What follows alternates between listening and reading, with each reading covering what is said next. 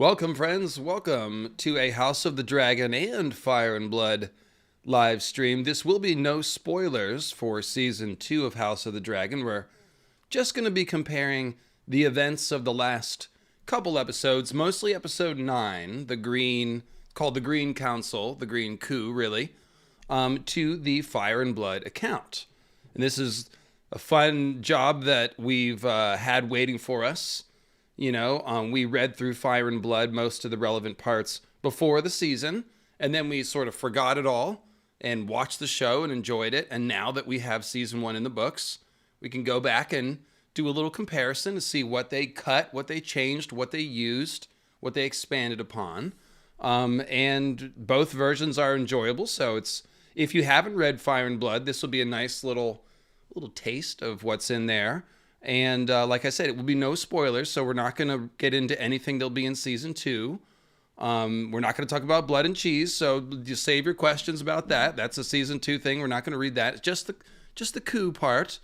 And Tim, I do love a good palace coup. I was thinking before the stream, the palace coup is a great plot element. It's been a part of many movies and stories, but specifically some of my favorite fantasy stories and moments in fantasy stories have been these political moments where there's some sort of a coup or power play.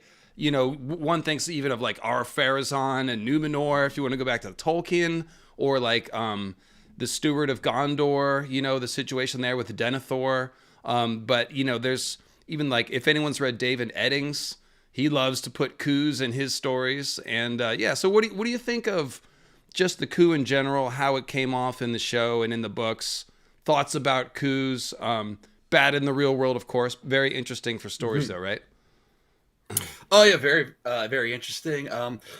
Like we're gonna delve into it once we get into like the real meat of this topic is like when we get to the differences between the coups, how it was portrayed in the show versus how it went down the books. Because even in the book, we can't necessarily say that we're given 2 different versions, because the book starts off by giving us 3 versions of events since we have our 3 primary sources. So in a way, we kind of get 4 versions now that we add once you add the show's direction into it, and that gives you like a whole different way of going about how things went down. And what's interesting is seeing the way the showrunners are taking some of these altering points of view from our 3 different primary sources and sort of either combining elements from them, or when sometimes they combine elements from all 3 and make them all kind of like, okay, they were sort of right, but sort of wrong. Or sometimes they go into their whole different direction. So it's a really good game of like, guess what's going to happen? Because like, even for us, for who's read Fire and Blood multiple times, we really don't know what way the show, like we know the general steps that they're going to take, but you never know when they're going to throw a little misdirection in the process. Yeah, and I've enjoyed that element of surprise. It's probably a good moment to clarify that the TV show is not supposed to be the true account of Fire and Blood. George wrote Fire and Blood like a true House of Mirrors, meaning he didn't decide what the real truth was. He wrote it as a fog of history thing. He had fun suggesting possibilities. He does not have in his mind one secret choice. So what Ryan Condal was doing when he wrote House of the Dragon was essentially choosing from the various possibilities and creating a narrative for the TV show based on those, and occasionally based on even new ideas. And of course, he had the privilege of collaborating with George all along as he did that. So House of the Dragon, it's not technically the true version of Fire and Blood, but it kind of is, because Fire and Blood is this House of Mirrors, whereas House of the Dragon is a fairly solid story. We know what happened with most of it. So just to put that out there, in the end, it's basically just all stuff to enjoy, and that's what we're going to see today. Like, the differences are just fun to know about. It's not really that one is worse or better than the other. Everybody has their feelings about the little changes, but for the most part, it was fairly similar. There's a couple of main changes, but it got to the same place more or less. And it's fun. And real quick, Carl Karsnark piped up with something good. And he said, so Grima, of course, Grima Wormtongue from Lord of the Rings. Grima means masked in Old Norse. So his name is actually Masked Wormtongue. And there's one of the names of Odin is Grimnir, which is masked one. So just a cool little tidbit there from Mr. Karsnark. Full of tidbits. Always full of tidbits. Yes. So what we're going to do, like I said, we're going to do some text reading today, and we're going to interrupt and talk as we go. That is the plan. So, and then if you want to pipe in with questions, I guess just try to, throw them in based on what we're talking about. If you ask me about Arya, I might have to table the question for later, but we'll get to them even if I miss them. So let's start it. So if you want to read along, this is the part of Fire and Blood that is called The Dying of the Dragons, the Blacks and the Greens. So books are bred. If you've got a longer super chat, yeah, Minty will put it in the doc and I'll take a look at it and answer it when I have, when it seems like a good chance to. And yes, I did see Graham Hancock's series. Haven't watched it yet. I did see that it's out there. So, The Dance of the Dragons, folks, is the flowery name bestowed upon the savage, internecine struggle for the Iron Throne of Westeros fought between two rival branches of House Targaryen during the years 129 to 131 AC. And that's approximately where we are on the show, is about 129 AC. So expect a 1.5 to 2 year war over the next couple of seasons. To characterize the dark, turbulent, bloody doings of this period as a dance strikes us as grotesquely inappropriate. No doubt the phrase originally originated with some singer. The dying of the dragons would be altogether more fitting, but tradition, time, and Grand Maester Munkin have burned the more poetic usage into the pages of history, so we must dance along with the rest. And of course, the name Dance of the Dragons comes from a Valyrian ballad, doesn't it, Tim? Yeah, it was supposed to be about two lovers who were watching as the doom of Valyria happened. So it's like it's a song about the last things they see before they themselves perish during the doom. So now you see why it is actually a fitting name, because the doom is of course an event where many Valyrians and dragons died, just as the Civil War is. So it does a little summary setup telling us about the two principal claimants. And that's all stuff that we know. Let's see, skipping ahead to where it says, the dance was about 3 paragraphs, Tim. The dance was a war unlike any other ever fought in the long history of the Seven Kingdoms. Though armies marched and met in savage battle, much of the slaughter took place on water, and especially in the air, as dragon fought dragon with tooth and claw and flame. It was a war marked by stealth, murder, and betrayal as well. A war fought in shadows and stairwells, council chambers and castle yards, with knives and lies and poison. And can't you just hear George Martin basically pitching the TV show in this paragraph, right? Mm-hmm. That's pretty much the pitch right there. Knives and lies and poison. Oh, sign me up. Yeah, because when we think of war, like we tend to think of like major battles on the battlefield, two armies clashing, and when it's really no, there's a lot of behind the scenes things going on when you got your messengers, your code crackers, all that kind of stuff going on, and sometimes it can be as simple as two people passing by chance that could make or break an entire conflict, and that is something that does crop up actually a number of times, where sometimes something will come down to just two individuals rather than an entire army meeting on the field. I think you're muted. Oh, sorry. Thanks, Tim. I was just saying all politics in the end is personal. I talk about that a lot with my friend Shad, who's sort of my politics buddy. And yeah, the personal relationships and motivations of the generals, kings, and lords are always sometimes the way, the things that things turn on, the events turn on. So good observation there. And Butters, with a good observation, asks, why do you think people call this the worst episode, episode 9? I keep seeing this. I thought it was good because of its necessity to the Greens. I absolutely agree. I loved this episode, episode 9. I really like it when they slow down and tell a story in detail. Like episode 9 was one of those ones where we didn't skip over. The scenes weren't little vignettes. We weren't going a lot of places. Like it was one coherent story of a day and a half. And I really liked the search for Aegon through the streets. I liked the struggle between Alicent and Otto for control of the coup. And I've made a whole video about the Rhaenys thing. I think some people didn't like the Rhaenys Dragon Pit thing and probably judged the episode because of that. But other than that, I mean, I thought it was a great episode. I understand that's controversial, but what did you think, Tim, of episode 9?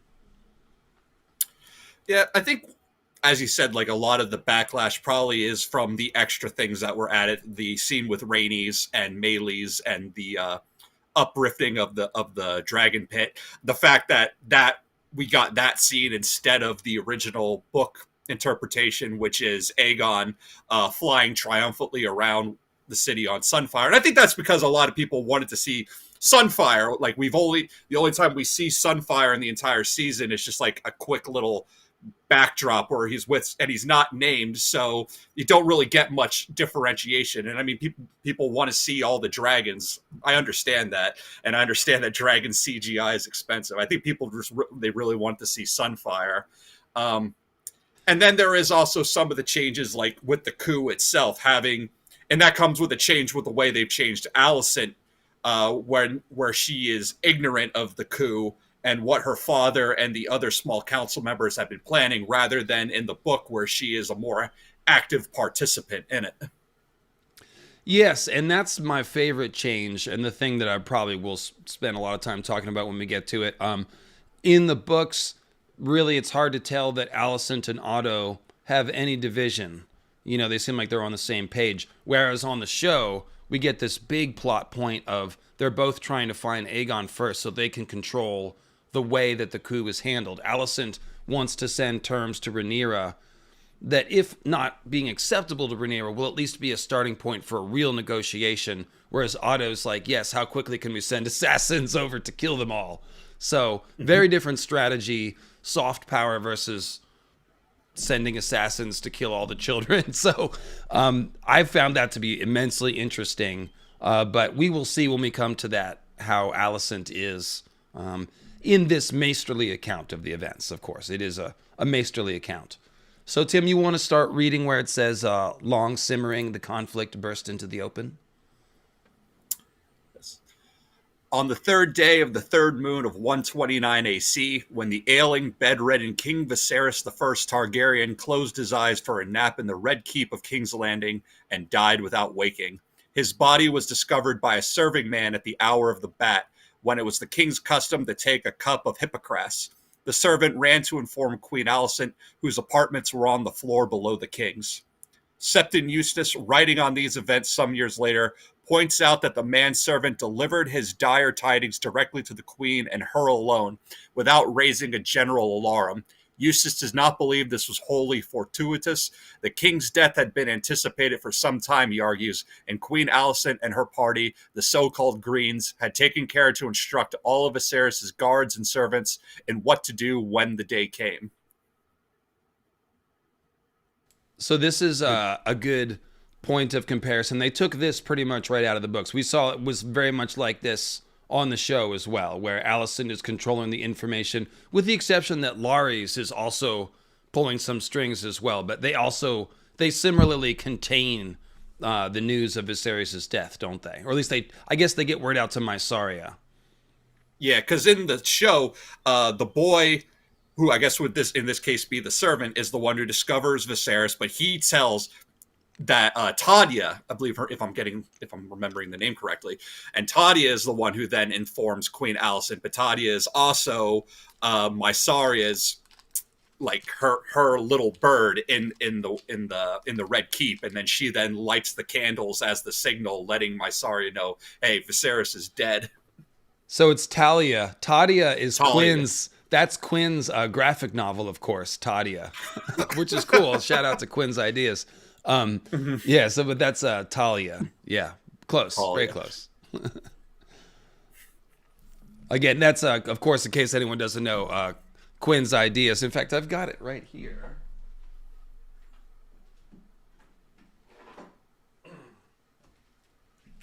Former roommate and friend Quinn Howard. This is his graphic novel, so you can check that out. All the links are on Quinn's Ideas YouTube channel. So, for what it's worth, since you said his name, said her name, I knew there's a reason.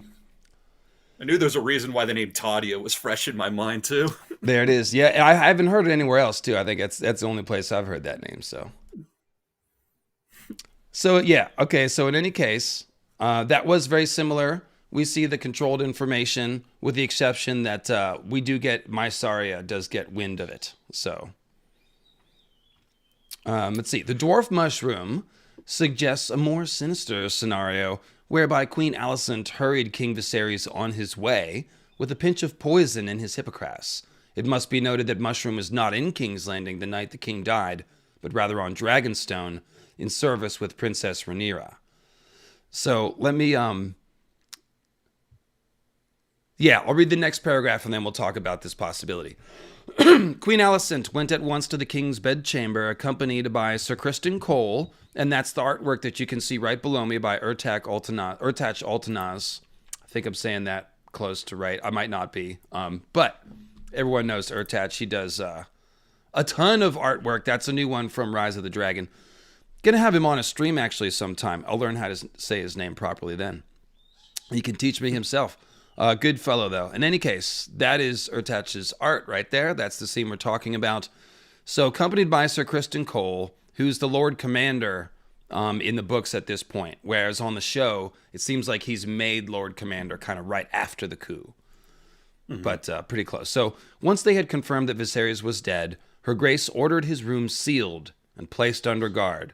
A serving man who had found the king's body was taken into custody to make certain he did not spread the tale. Sir Criston returned to the White Sword Tower and sent his brothers of the King's Guard to summon the members of the King's Small Council. It was the hour of the owl. So in the show, it's Otto who has the room sealed. And some people have picked up on this, like, oh, Alicent is a little less villainous than in the books. In the books here, they do...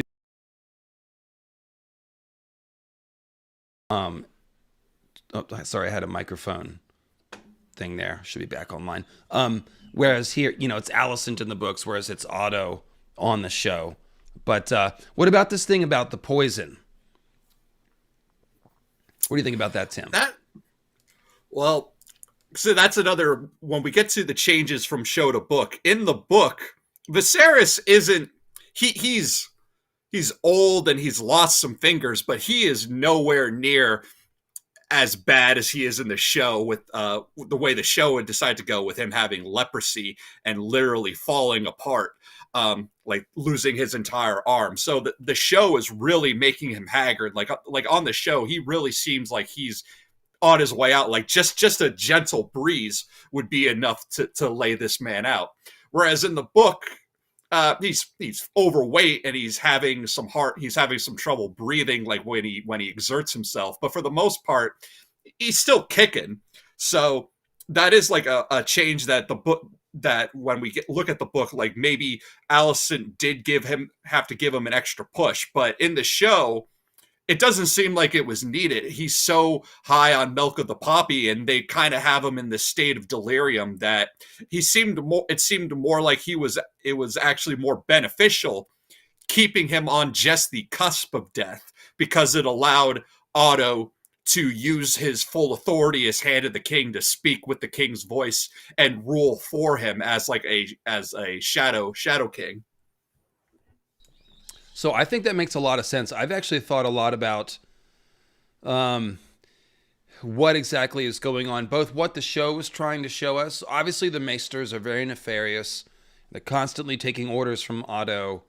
We can see there's an Old Town faction with some kind of agenda. And we know there's the anti-dragon Maester conspiracy theory, which goes, before and after this war. It's the idea there's a long-running plan by the Old Town faction to get rid of the dragons altogether. But here on the show, it's like, what are they doing to Viserys? Daemon has that scene where he looks in the cup of milk of the poppy that he's being given, smells it. He's obviously uncertain about what's in there. And then later when Viserys dies, Daemon's like, it's got to be foul play. And it's kind of funny because it's like, dude's falling apart.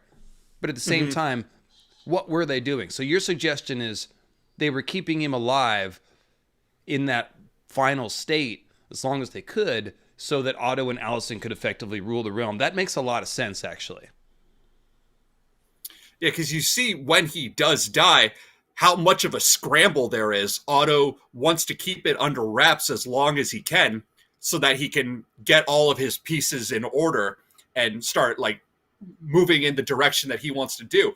But he knows that he has a limited window of time in order to do this until word gets out, because all the people working in the Red Keep, it's only a matter of time before word gets out that Viserys is dead. So it actually, like I said, I think it made more sense to have Viserys alive, but I guess out of commission, so that Otto could effectively rule for him. Whereas if he's dead, then the next step becomes, okay, well, who's his replacement?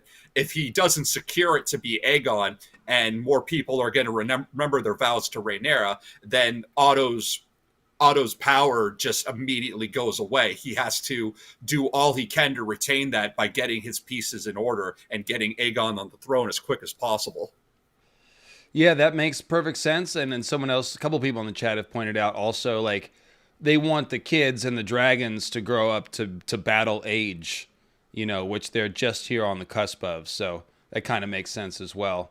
Yeah, because they obviously could have killed Viserys sooner if they had wanted to. But, perhaps they did. Perhaps they poisoned Viserys here in this final moment, just so they could control the moment of when it happened, But it's one of those things where it's like it doesn't really need to be there because he was already in pretty bad health. Like Tim said, it is different. In the books, it's only the last few years of his life that it comes on. And there's one specific event where he cuts his hand on the throne, again, just a couple of years before he dies. And he does get infected, and that does contribute to his declining health. It seems like he might have a different health condition as well, though.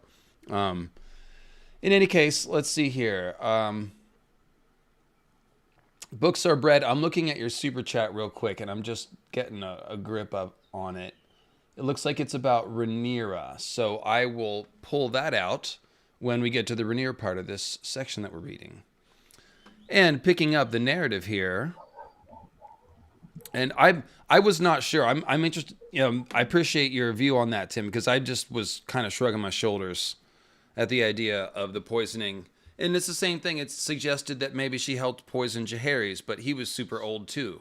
So it just kind of feels like we're accusing Alicent of poisoning everyone and manipulating all the kings with her feminine wiles and stuff. So you kind of end up shrugging at it and not knowing if any of it is true. And I really liked what they chose to do on the show as far as creating a difference of view between Alicent and Otto. But I don't want to repeat myself. I just think that made it more interesting than if everyone is just on the same page. So picking it up, then as now, the sworn brotherhood of the King's Guard consisted of 7 knights, men of proven loyalty and undoubted prowess, who had taken solemn oaths to devote their lives to defending the king's person and kin. Only 5 of the White Cloaks were in King's Landing at the time of Viserys' death. Sir Criston himself, Sir Aric Cargill, Sir Rickard Thorne, Sir Steffan Darklyn, and Sir Willis Fell. Sir Eric Cargill, twin to Sir Aric, and Sir Laurent Marbrand, with Princess Rhaenyra on Dragonstone, remained unaware and uninvolved as their brothers-in-arms went forth into the night to rouse the members of the small council from their beds. And so we saw this little change here on the show. We saw, obviously, Eric and Aric are both in King's Landing.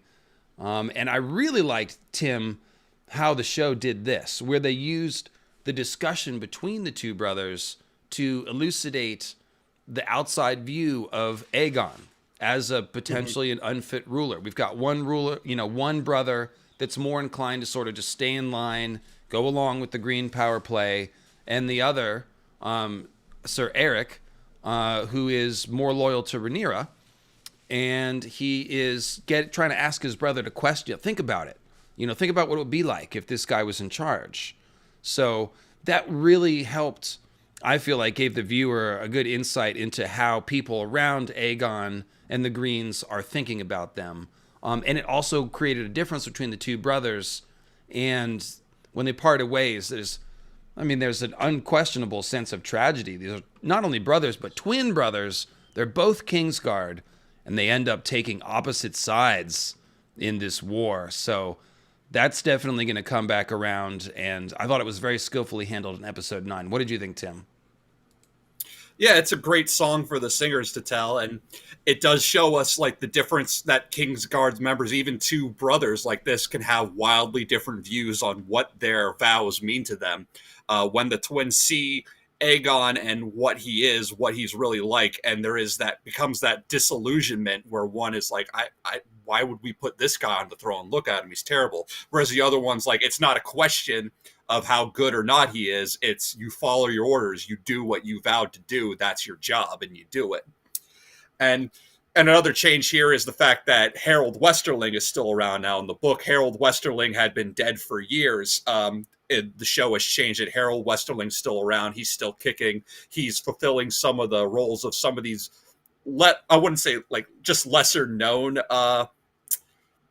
members of the Kingsguard, and I can see that being on this show. Like, names are similar. People are a lot of people have expressed frustration. They're confused enough. So I think like to add 7 more characters with the Kingsguard when we've already had like this, like, oh man, how many more fucking names am I going to have to remember? So it makes sense that they kind of keep Harold Westerling around, at least fulfilling this role for a while more. He's someone that we've already kind of at least have a little bit of frame of reference. We can remember who he is and what he's doing and why we like him.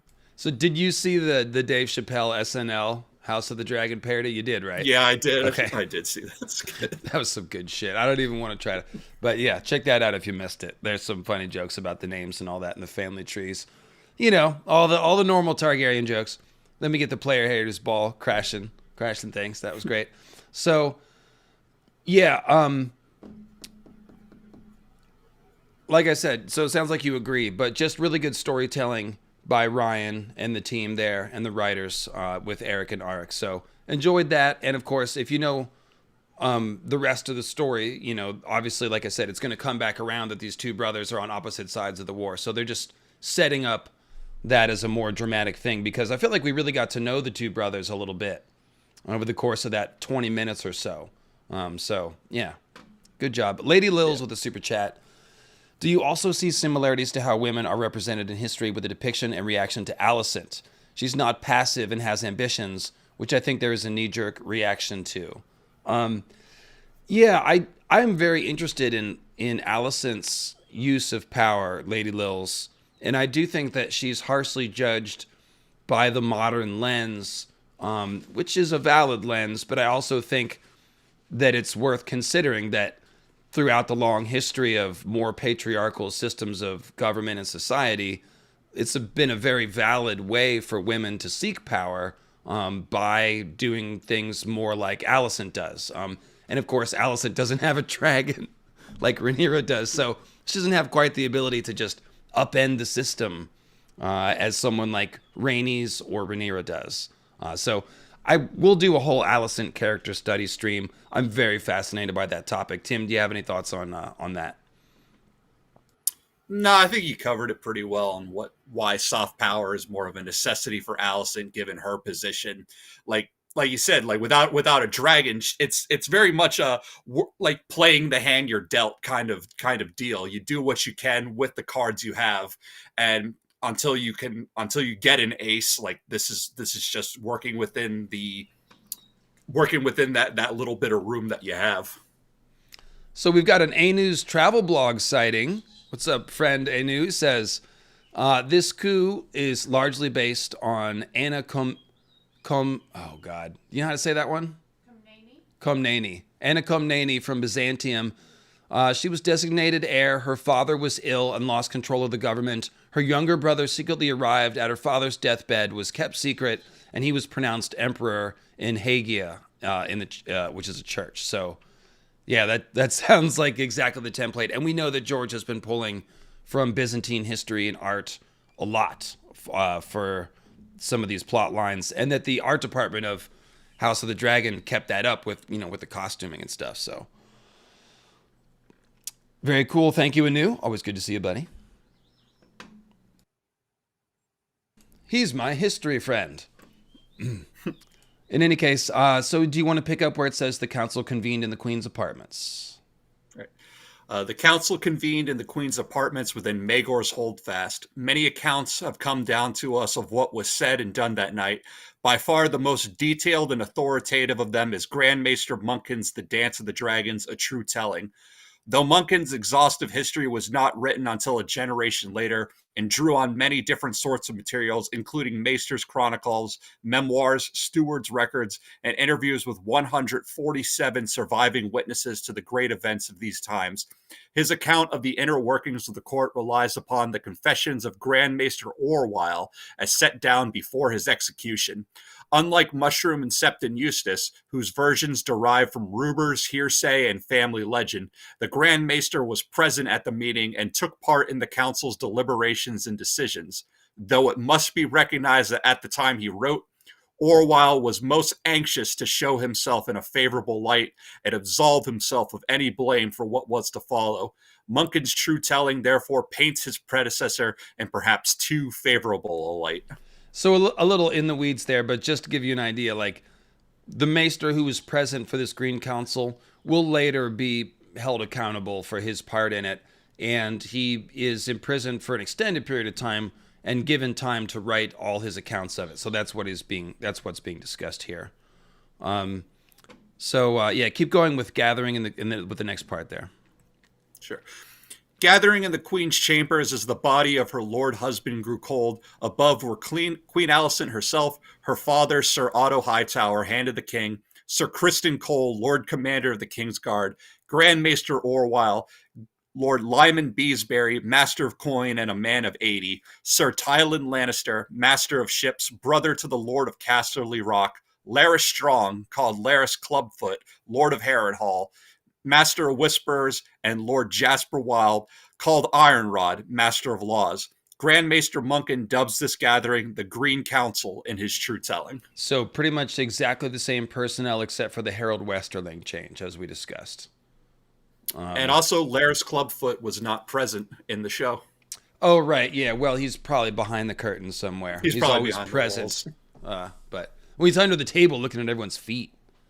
Yeah, that's it. Grand Mahia did a foot joke. Look at me. All right. Books Are Bread says, last question plus mine, lots of patriarchy talk. Yeah, well, I mean, that's a major plot line of House of the Dragon. We knew it was going to be going in. It's not the only plot line in the story, but it's definitely a major lens for a lot of the characters. And it's one of those things where the patriarchy, you have to remember, you think about it as a men versus women thing, because it's literally the definition of the word is that men have the power in society. But as from a narrative standpoint, the important thing to ask yourself is how it affects each character individually. So when we look at the male characters, what are their expectations in this society? We talked about that a lot with like Criston Cole, okay? So when we talk about Alicent and Rhaenyra, we're talking about how they as individuals respond to this unevenness in the rules of society. So in the end, it's just another obstacle or a source of conflict for the characters. And the characters, as characters, are obviously more than just their gender. So major part of the story, and it's pretty much impossible to discuss most of these characters without getting into that sort of society of Westeros, I would say. So apologies if you can hear Cleo in the background. She's just been in a little bit of a mood lately and couldn't deal with her out today, so she will scream away in the bird room. But she's all right. She's fed. She has water. Don't believe what she says on Twitter. My birds are on Twitter, of course. So Grand Maester Orwyle opened the meeting by reviewing the customary tasks and procedures required at the death of a king. He said, Septon Eustace should be summoned to perform the last rites and pray for the king's soul. A raven must needs be sent to Dragonstone at once to inform Princess Rhaenyra of her father's passing. Mayhaps her grace with the queen would care to write the message so as to soften these sad tidings with some words of condolence. The bells are always rung to announce the death of a king. Someone should see to that, and of course, we must begin to make our preparations for Queen Rhaenyra's coronation. Sir Otto cut him off. All this must needs wait, he declared, until the question of succession is settled. As the king's hand, he was empowered to speak with the king's voice, even to sit the Iron Throne in the king's absence. Viserys had granted him the authority to rule over the 7 kingdoms, and until such time as our new king is crowned, that rule would continue. Until our new queen is crowned, someone said. Grand Maester Munkin's account, the words are Orwell's, spoken softly, no more than a quibble. But Mushroom and Septon Eustace insist it was Lord Beesbury who spoke up, in a waspish tone. Waspish tone. King, insisted Queen Alicent, the Iron Throne by rights must pass to his grace's eldest true-born son. And then it says, the discussion that followed lasted nigh until dawn. Grand Maester Munkin tells us. Oh, did I skip a page? No, I didn't. Okay. No. Mushroom and Septon Eustace concur. In their accounts, only Lord Beesbury spoke on behalf of Princess Rhaenyra. The ancient master of coin who had served King Viserys for the majority of his reign, and his grandfather, Jaehaerys the Old King before him, reminded the council that Rhaenyra was older than her brothers and had more Targaryen blood, and that the late king had chosen her as his successor, that he had repeatedly refused to alter the succession despite the pleadings of Queen Alicent and her greens, that hundreds of lords and landed knights had done obeisance to the princess in 105 AC, and sworn solemn oath to defend her rights. Grand Maester Orwell's account differs only in that he puts many of these arguments into his own mouth rather than Beesbury's, but subsequent events suggest that was not so, as we shall see. So will you pick up there with but these words? But these words fell on ears made of stone. Sir Tylan pointed out that many of the lords who had sworn to defend the succession of Princess Rhaenyra were long dead. It has been 24 years, he said. I myself swore no such oath. I was a child at the time. Ironrod, the master of laws, cited the Great Council 101 and the old king's choice of Balin rather than Rhaenys in 92, then discussed at length about Aegon the Conqueror and his sisters and the hallowed Andal tradition wherein the rights of a true-born son always came before the rights of a mere daughter. So real Sir quick, Otto I just want to point out that little shitty bit from Tylan Lannister, like, oh, I didn't swear any oaths, so, like, I'm not going to honor my father's oath. I have a different name. Like, that gives you an insight into that guy's character, and I feel like House of the Dragon, they picked up on that and expanded, and you can see he's basically a douche, all the way through. So I think it's cool how they pick up on just one little line like that, and they're like, oh, this guy's a mega douche. Okay, gotcha. I can handle that. Go ahead, though. Sir Otto reminded them that Rhaenyra's husband was none other than Prince Daemon. Oh, hey, look who decided to join us as soon as I say the name. And we all know that one's nature, make no mistake. Should Rhaenyra ever sit the Iron Throne, it will be Lord Fleabottom who rules us, a king consort as cruel and unforgiving as Maegor ever was. My own head will be the first cut off, I do not doubt, but your queen, my daughter, will soon follow. Queen Alicent echoed him. Nor will they spare my children, she declared. Aegon and his brothers are the king's true-born sons, with a better claim to the throne than her brood of bastards. Daemon will find some pretext to put them all to death, even Helena and her little ones. One of these strongs put out Aemon's eye, never forget. He was a boy, aye, but the boy is the father to the man, and bastards are monstrous by nature. So here we see a little more of the bastard paternity stuff being raised as the objection to Rhaenyra. It's a little less emphasized in the books, but we do know in Westeros there are lots of beliefs.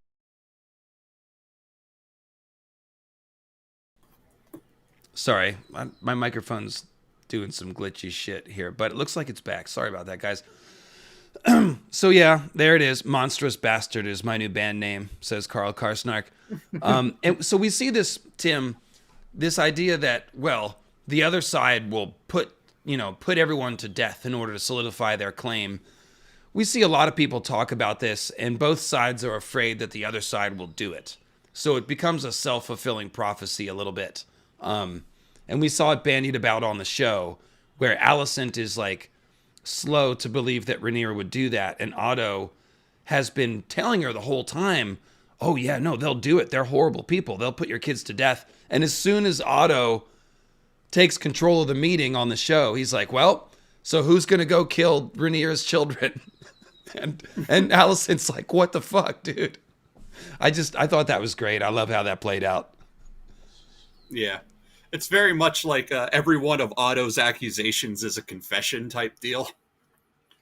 But when we think like the difference here, a lot of that does come from the changes that the show had made in making Alicent and Rhaenyra the same age and childhood friends. Whereas in the books, there is that age gap. Alicent is young, but not quite as young as Rhaenyra. But she is a young woman coming in and taking on this role of a stepmother to a daughter, to a child who's already past their formative years by the time she gets into the picture.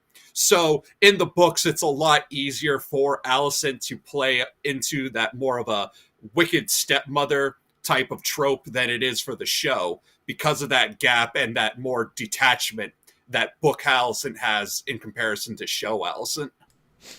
Yeah, and there's no question that both Rhaenyra and Alicent are more sympathetic on the show than most of the versions of these events in the books.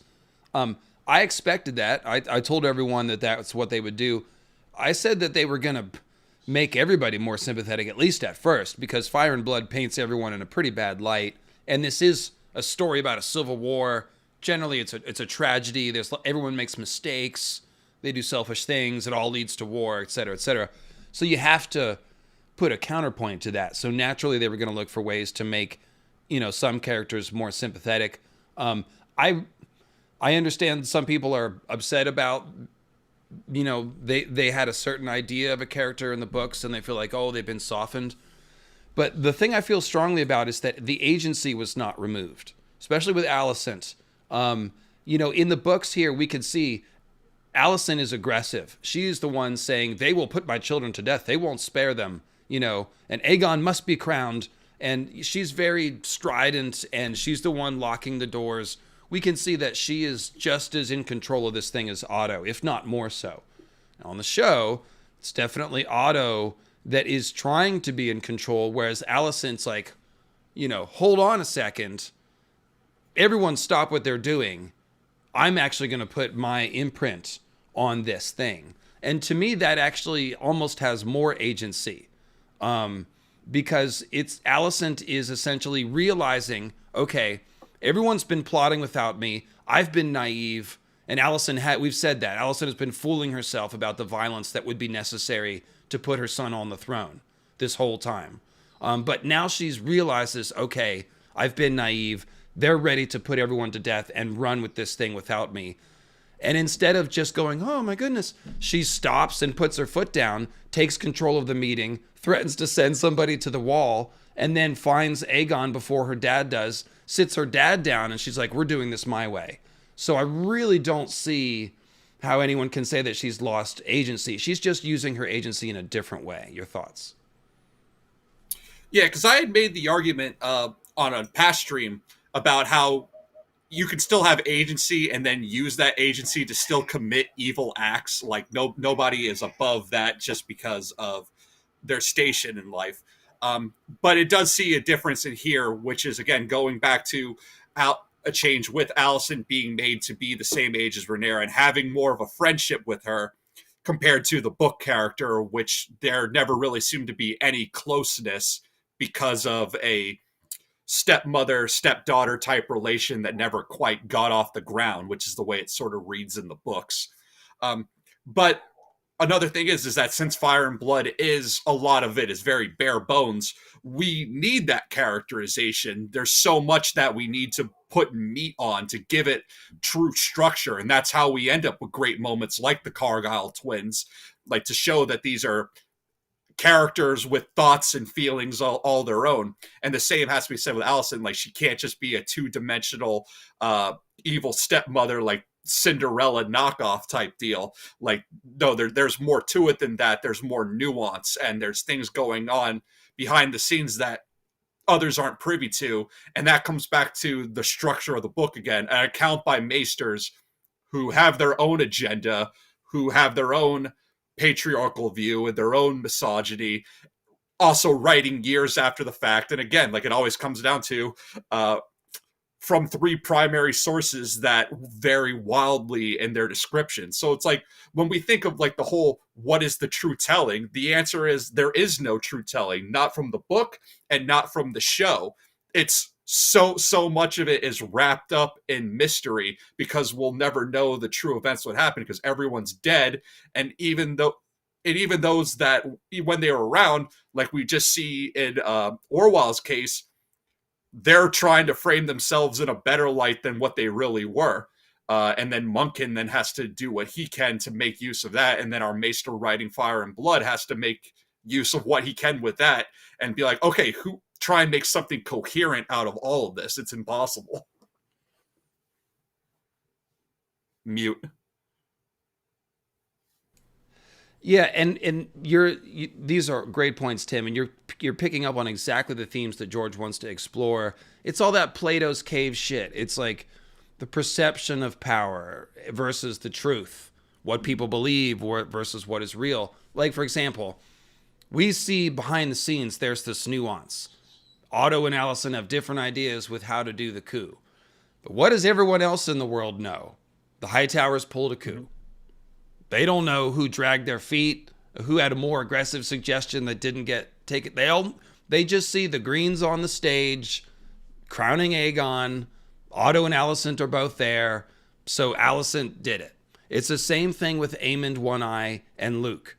Nobody's ever going to know that Aemond was only trying to scare the bejesus out of him with his dragon, but not actually kill him, and lost control by putting the dragons too close to each other in a battle situation. Nobody's going to care about that. And Aemond, in the end, probably will not even bother with that story because A, it makes him look weak, and B, it doesn't matter. No one's going to care. It only matters what happened. Aemond killed Luke with his dragon. That's what happened. That's what everyone's going to know. He's going to be called Kinslayer. Alicent pulled off the coup. So we are seeing the writers very skillfully play with this nuance behind the scenes that gives the characters differentiation and depth and allows us to see what their personal motivations are, but also the fact that like the people have their own perception of what's going on, and that in the end is probably what's the most important. So great stuff. Go ahead and keep going with Sir Kristen Cole spoke up. I'm going to go get Cleo, and I'll be right back. I'm going to rescue her. I decided to have mercy. Okay. Sir Kristen Cole spoke up. Should the princess reign, he reminded them, Jacaerys Valerion would rule after her. 7 saved this realm if we seat a bastard on the Iron Throne. He spoke of Rhaenyra's wanton ways and the infamy of her husband. They will turn the Red Keep into a brothel. No man's daughter will be safe, nor any man's wife, even the boys. We know what Laenor was. It is not recorded that Lord Larys Strong spoke a word during this debate, but that was not unusual. Though glib of tongue when need be, the Master of Whispers hoarded his words like a miser hoarding coins, preferring to listen rather than talk. If we do this, Grand Maester Orwell cautioned the council, according to the true telling, it must surely lead to war. The princess will not meekly stand aside, and she has dragons. And friends, Lord Beesbury declared, men of honor who will not forget the vows they swore to her and her father.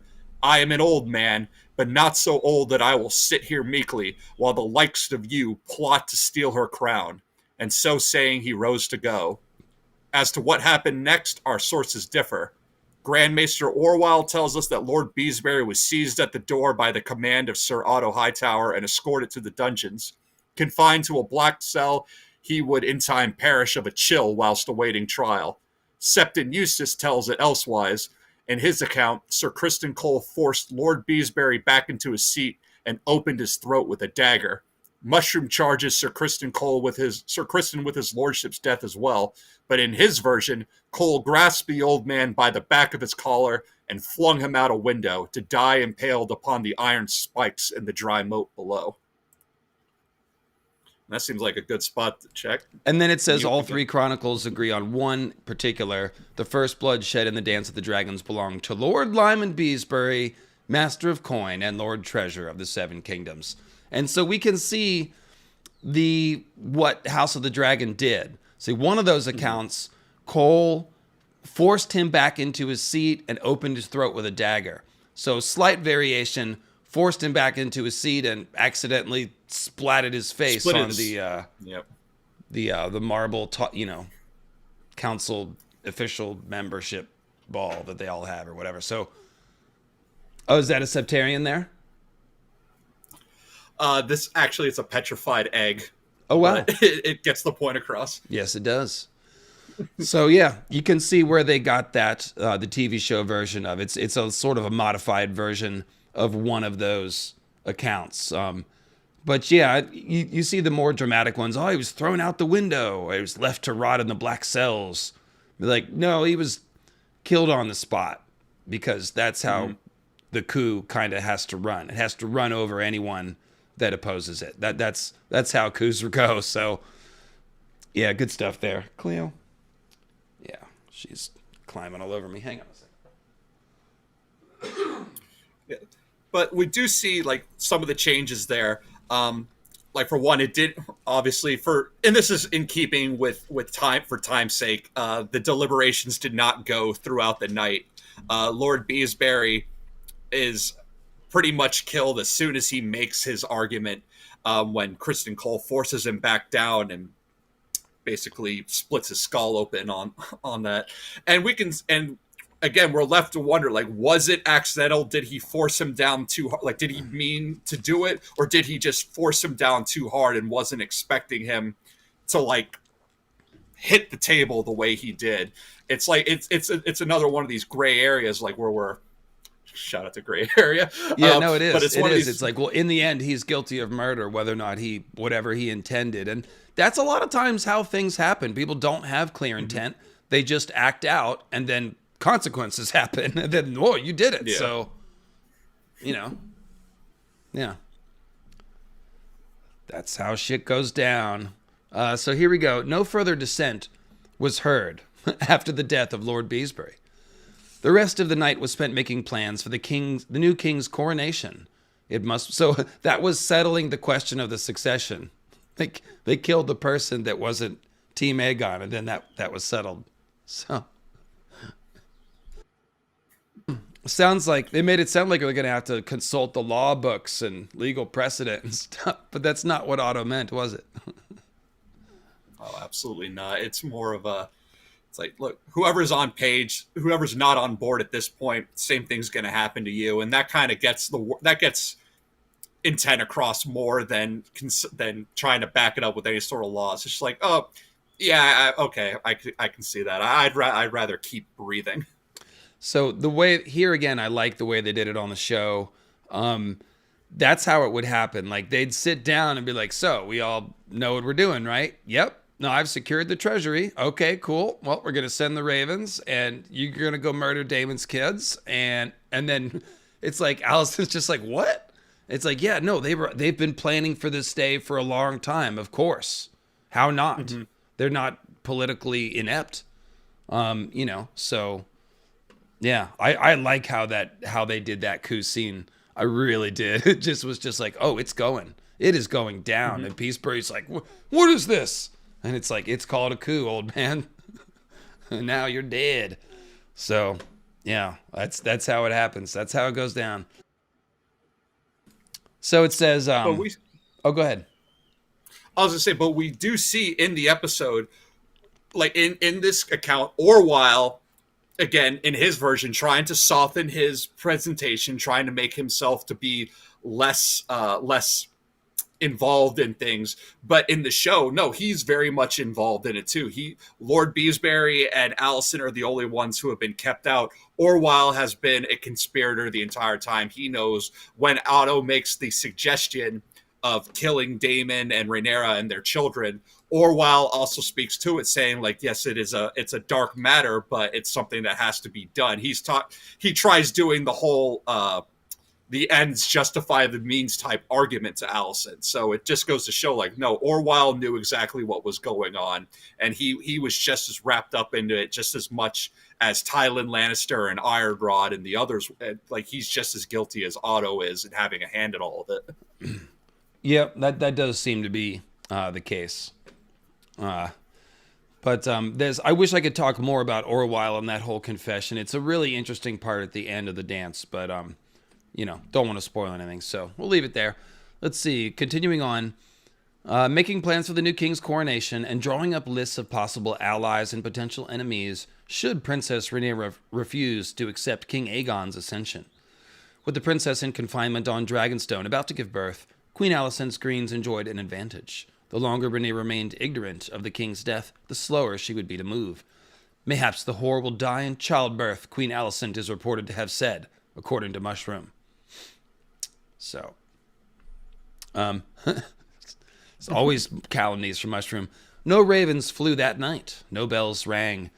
Those servants who knew of the king's passing were sent to the dungeons, and thus we saw on the show as well. Even lords were sent to the dungeons.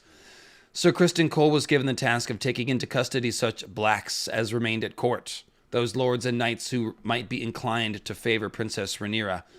Do them no violence unless they resist, Sir Otto Hightower commanded. Such men as bend the knee and swear fealty to King Aegon shall suffer no harm at our hands. And those who will not? Asked Grand Maester Orwyle. Are traitors, said Ironrod, and must die a traitor's death. So, that is, again, very similar to what we saw on the show with Otto holding court with all the lords that happen to be in the Red Keep, making all of them choose right then and there whose side they were going to be on. Nobody gets to, well, I'd like to go home and consult. Like, no, you're making a choice right now. So. Yeah. Yes or no, direct question, direct answer, please. So it says, Lord Larry Strong, Master of Whisperers, then spoke for the first and only time. Let us be the first to swear, he said, lest there be traitors here amongst us. Drawing his dagger, the clubfoot drew it across his palm. A blood oath, he urged, to bind us all together, brothers unto death. So each of the conspirators slashed their palms and clasped hands with one another, swearing brotherhood. Queen Alicent alone amongst them was excused from the oath on account of her womanhood. So this was a detail I definitely missed. It would have been cool to have that. Maybe they just thought it'd be too extreme and out of character for the Greens as they were constituted, but it's definitely a cool detail. And the fact that it's the clubfoot with this suggesting this sort of grotesque, ritual, it fits with the character of him being a little bit, seedy and macabre and, maybe even a little bit sadistic or whatever. But, they picked up on that, obviously, in the show. What are your thoughts on that? Well, one of the reasons I think they left Larys out and decided to forego this scene is because even though Larys is seedy, both show and book, by him doing this, it kind of gives him...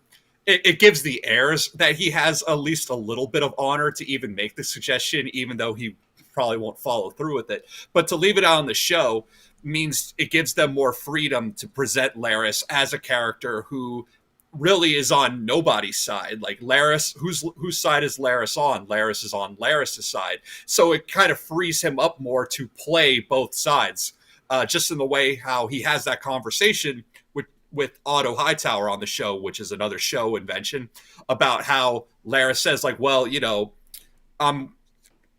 my services can be yours too. They don't only have to be your daughter's. It kind of shows that Larys is willing to be an agent for anyone who can pay the right price. We just don't know exactly what that price is. With Alicent, it seems to be feet. But again, I think that's more of a domination, humiliation tactic thing that he's doing. I'm not sure exactly what he might ask of Otto Hightower in exchange for information. Yeah, the only issue I have with that, as I've said, is that I think it's kind of messed up to imply that somebody with a messed up foot would have a foot fetish, because that's not really where fetishes come from, and it says weird things about people with physical handicaps like that. But leaving that aside, you're right. It is supposed to be disturbing because of the coercion involved. It's not the particular fetish that's important. The idea is that there's some sort of dominance that Larys is achieving over Alicent through this sort of sexual subjugation or whatever, and it is obviously supposed to make us feel uncomfortable. Apart from that, which is just a little jumping the shark for me a little just too kind of we're trying to be, over the top and edgy or whatever.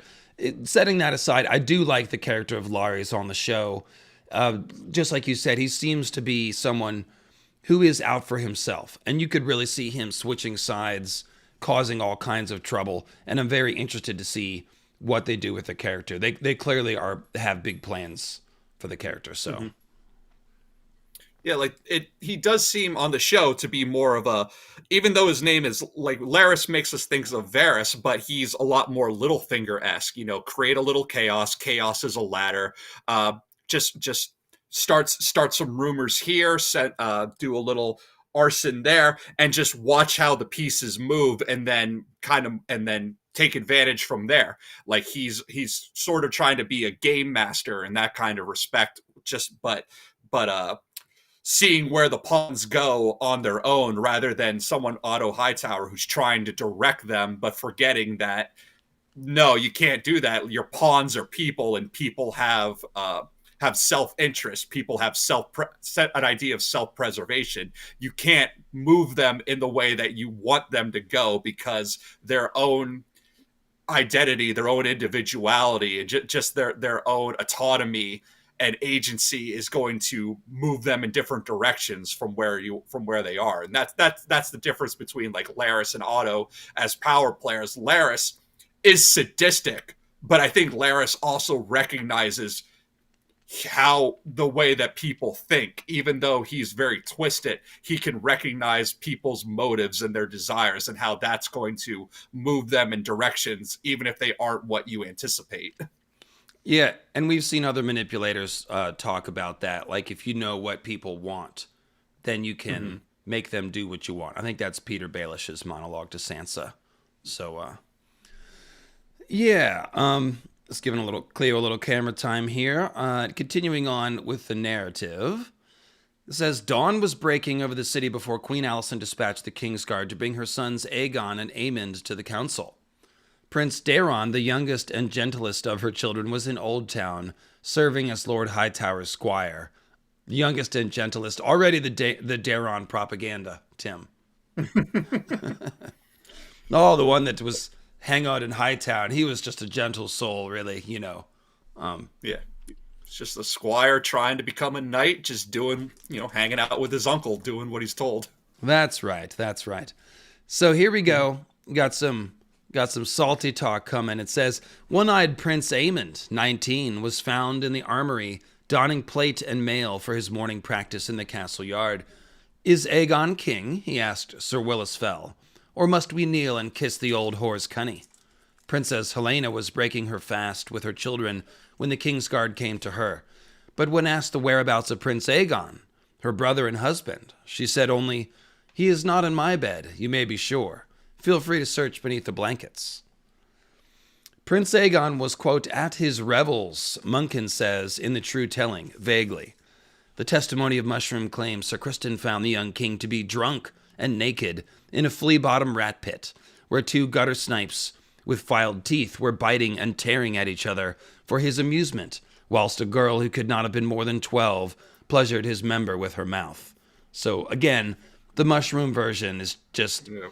Turning everything up to 11 or 12, I guess, down to 12. Sorry.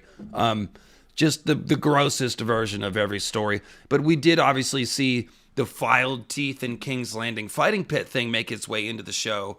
And then, of course, Biter from the main story, who has the filed teeth, Biter from Arya's plotline.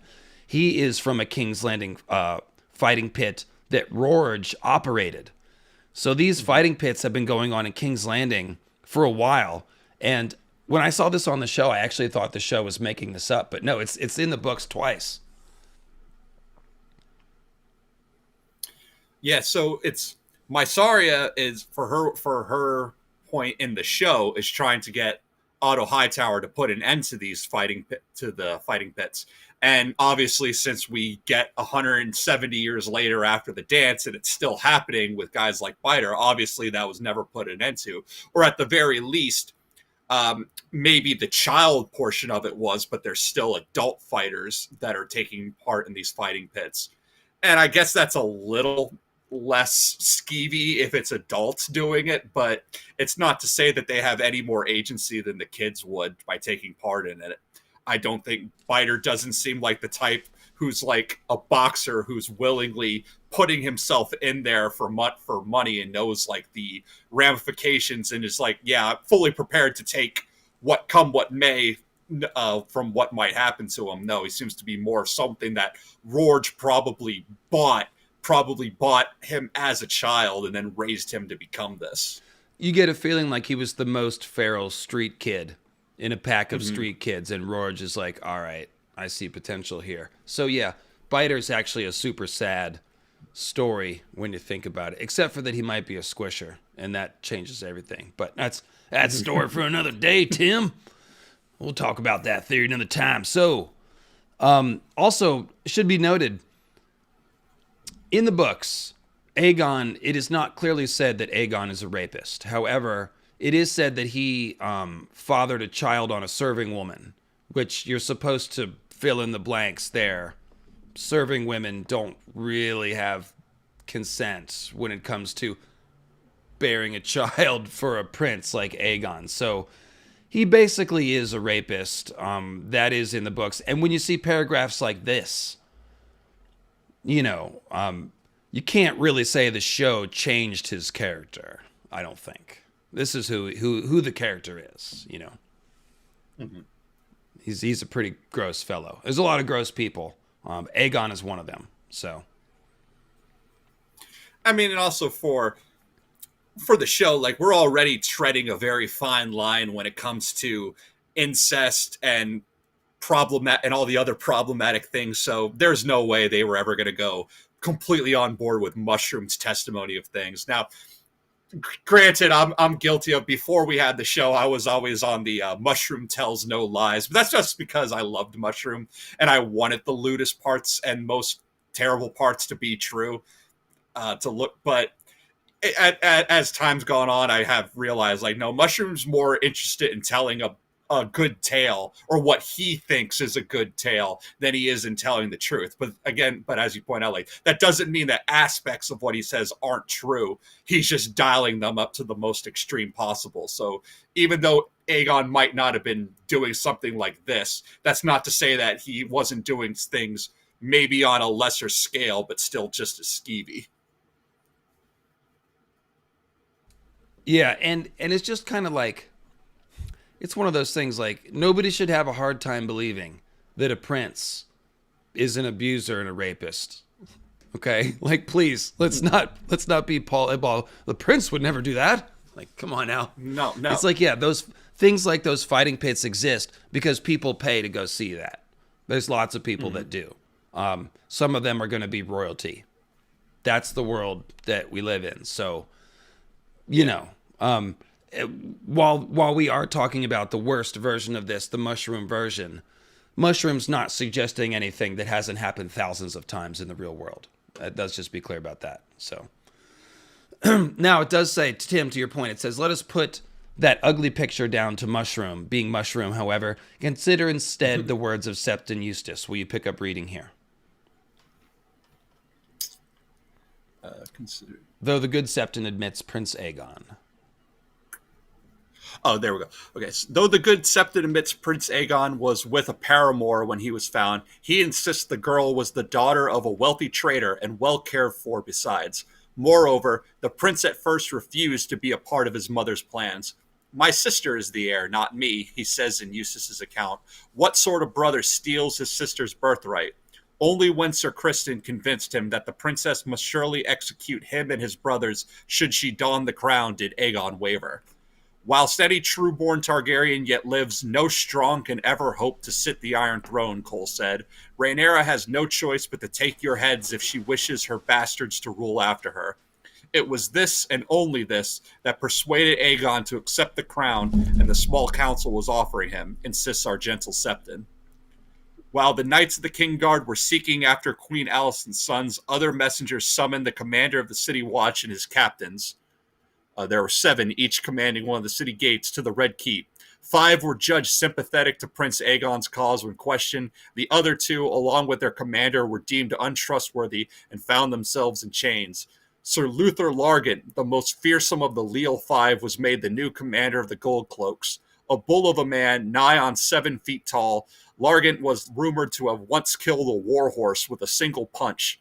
Sir Otto, being a prudent man, however, took care to name his own son Sir Gawain Hightower, the Queen's brother, as Largent's second, instructing him to keep wary eye on Sir Luthor for any signs of disloyalty. So this is something... Oh, go ahead. Yeah. I was going to say, like, this is something that we didn't see, but not necessarily means we won't see. This could be something that's sort of... Because of the way the show ended after the Black Council, like... We end on Aegon's coronation, so they could just play with the timeline after Aegon's coronation and they start moving into the next steps. That's when we might start seeing characters like like Sir Luthor come in, and also Otto bringing in his son Gawain Hightower, who we did see a little bit. He was the one that Daemon first beat in the very first episode. He chose to do against him. So Gawain Hightower's name has already been dropped. It does, so that does leave room for him to come in, just as season 2 leaves room for Daeron to come in with Hobart Hightower up from Old Town. So these are things that they could just be like hanging on to, and we'll see later. Yes, I totally agree. I was basically going to pipe in and say the same thing. The Gold Cloak drama is important. It comes into a couple different plot lines throughout the war. So I do think they'll want to develop a character like Luther Largent and Gawain Hightower, because it ties into Blood and Cheese, and it ties into just everything that happens in King's Landing later. So I think episode 1 of season 2, we will probably see some of this stuff. Yeah. Because it's like, even though the show can sometimes make it look like everything happens in a day, in reality, not everything happens in a day. Things take time. And so, like I said, you could just, there's certain events where we can just kind of be like, okay, well, this will just happen after this event, but it will still happen. So but when we're reading this, like, it does, even though this is a non-spoiler stream, it does open potential for what might happen in season 2. It is a good way of tacking on to, like, what are the things that we can expect and what are the things that we can look forward to, and just also, like, where do you think they're going to do with them? Like, when we finally do see these characters on screen, how are they going to be presented? Are they going to be like the book, or are there going to be little differences? Yeah, I think they're taking the source material and running with it pretty well. But yeah, we will see some of, like I said, some of that Gold Cloak drama next year. And Luther Largent, quite the character, nearly 7 feet tall. Everyone's talking about blazing saddles. I don't remember. I'm not putting that together, but there's something about knocking out a horse, I guess. Let's see here. Where were we? I mean, killing a horse with one punch is a thing that comes up a bunch of other times, though, because that's something Maegor did, and that's something that Maely's Blackfire does. So, like, I think the idea is that when we think Luther Largent, we're supposed to think of someone like the Mountain. This is just a giant brute, but he's in a very important position. So he's someone that Otto Hightower wants to have on his side, wants to make use of his strength and his ferocity and his brutishness when the time calls for that type of muscle to be needed. And so here we see, another Tywin Mountain parallel. Then, I guess, a little bit. Mm-hmm. So it says, Sir Tywin Lannister was named Master of Coin in place of the late Lord Beesbury, and acted at once to seize the royal treasury. So slightly different in the show, but similar. The crown's gold was divided into 4 parts, and this is important later. One part was entrusted to the care of the Iron Bank of Bravos, another sent to Casterly Rock, a third to Old Town. The remaining wealth was to be used for bribes and gifts to hire sellswords if needed. To take Sir Tywin's place as Master of Ships, Sir Otto looked to the Iron Islands, dispatching a raven to Dalton Greyjoy, the Red Kraken, the daring and bloodthirsty 16-year-old Lord Reaper of Pike, offering him the Admiralty and a seat on the council for his allegiance. So there's another season 2 character for sure, right? Oh yeah, yeah. Like again, this is one of these things where they'll just we haven't seen it yet, but it's something that we can see like when we see Tywin Lannister moving from position from master of ships to master coin, and then this being sent out. Like we need these moments where we're gonna be able to open up these characters that we sort of know but don't really know, because we can place the name Grey, even if you're not a book reader and you haven't read Fire and Blood, but you've seen the show Game of Thrones, you know the name Greyjoy. So even without seeing him, you at least have an idea of what this guy is going to be about. And then from there, and then it just becomes like, okay, we can become excited. What are they going to do with this guy? Is he going to be a Theon type? Is he going to be a Euron type? Is he going to be something all of his own? He is going to be fun. I mean, fun in like depending on your definition of the word. But I mean, I've on record saying Euron's my favorite character. So there's the Grey. There's something about the Greyjoys that just kind of like just grab my attention. So Dalton's one that I'm looking forward to when he comes on screen. I want to see where they take him. Yeah, he's kind of the uber Greyjoy. He's got elements of Euron, but he's not as insane. Elements of Victarion's barbarism, but not as dumb. Asha's daring is there as well, and maybe some of Theon's hubris. So he really is the uber Greyjoy. He's called the Red Kraken for basically bathing in blood during a famous battle, being just covered in blood head to heel. So that's why he's the Red Kraken. And yeah, he's definitely a free agent. He's not someone that comes to anyone's beck and call. So he's like it, as you'd expect from a Greyjoy. Definitely a character to look forward to. So there's a little season 2 preview for you there. So a day passed, then another. Neither Septons nor Silent Sisters were summoned to the bedchamber where King Viserys lay, swollen and rotting. And they didn't do this on the show, but we had a swollen and rotting Viserys for like 8 episodes, guys. So I feel like, or like 5 episodes. So they probably just felt like it would be overkill. He's already rotted enough. Like, you can imagine the smell in that room after he's dead and wrapped up there. Some people were disappointed. It is kind of like this beat in the story here that's just really cold. Like, they just left him in there to rot for several days. It's fucking messed up, you know. So no bells rang, ravens flew, but not to Dragonstone. They went instead to Old Town, to Casterly Rock, to River Run, to Highgarden, to many other lords and knights whom Queen Alicent had cause to think might be sympathetic. The annals of the Great Council of 101 were brought forth and examined, and note was made of which lords had spoken for Viserys and which for Rhaenys, Laena, or Laenor. The lords assembled had favored the male claimant over female by 20-1, but there had been dissenters, and those same houses were most likely to lend Princess Rhaenyra their support, should it come to war.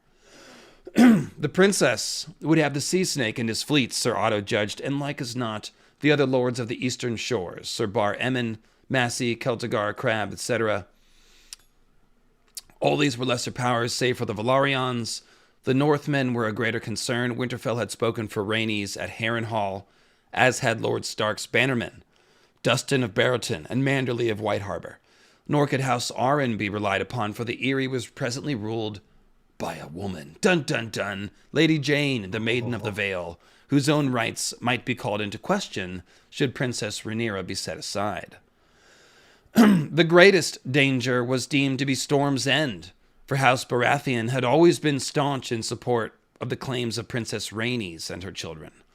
Though old Lord Boromund had died, his son Boros was even more belligerent than his father, and the lesser Stormlords would surely follow wherever he led.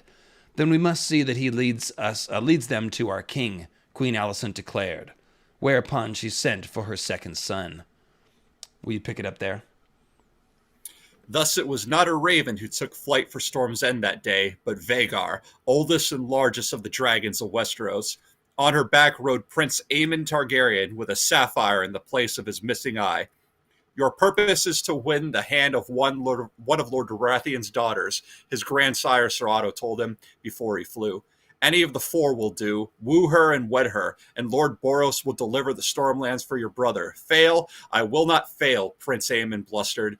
Aegon will have Storm's End, and I will have this girl. By the time Prince Aemon took his leave, the stink from the dead king's bedchamber had wafted all throughout Maegor's holdfast, and many wild tales and rumors were spreading through the court and castle. The dungeons under the Red Keep had swallowed up so many men suspected of disloyalty that even the High Septon had begun to wonder at these disappearances and sent word from the Starry Sept of Old Town asking after some of the missing. Sir Otto Hightower, as methodical a man as ever served his hand, wanted more time to make preparations, but Queen Alicent knew they could delay no longer. Prince Aegon had grown weary of secrecy. Am I king or no, he demanded of his mother. If I am king, then crown me.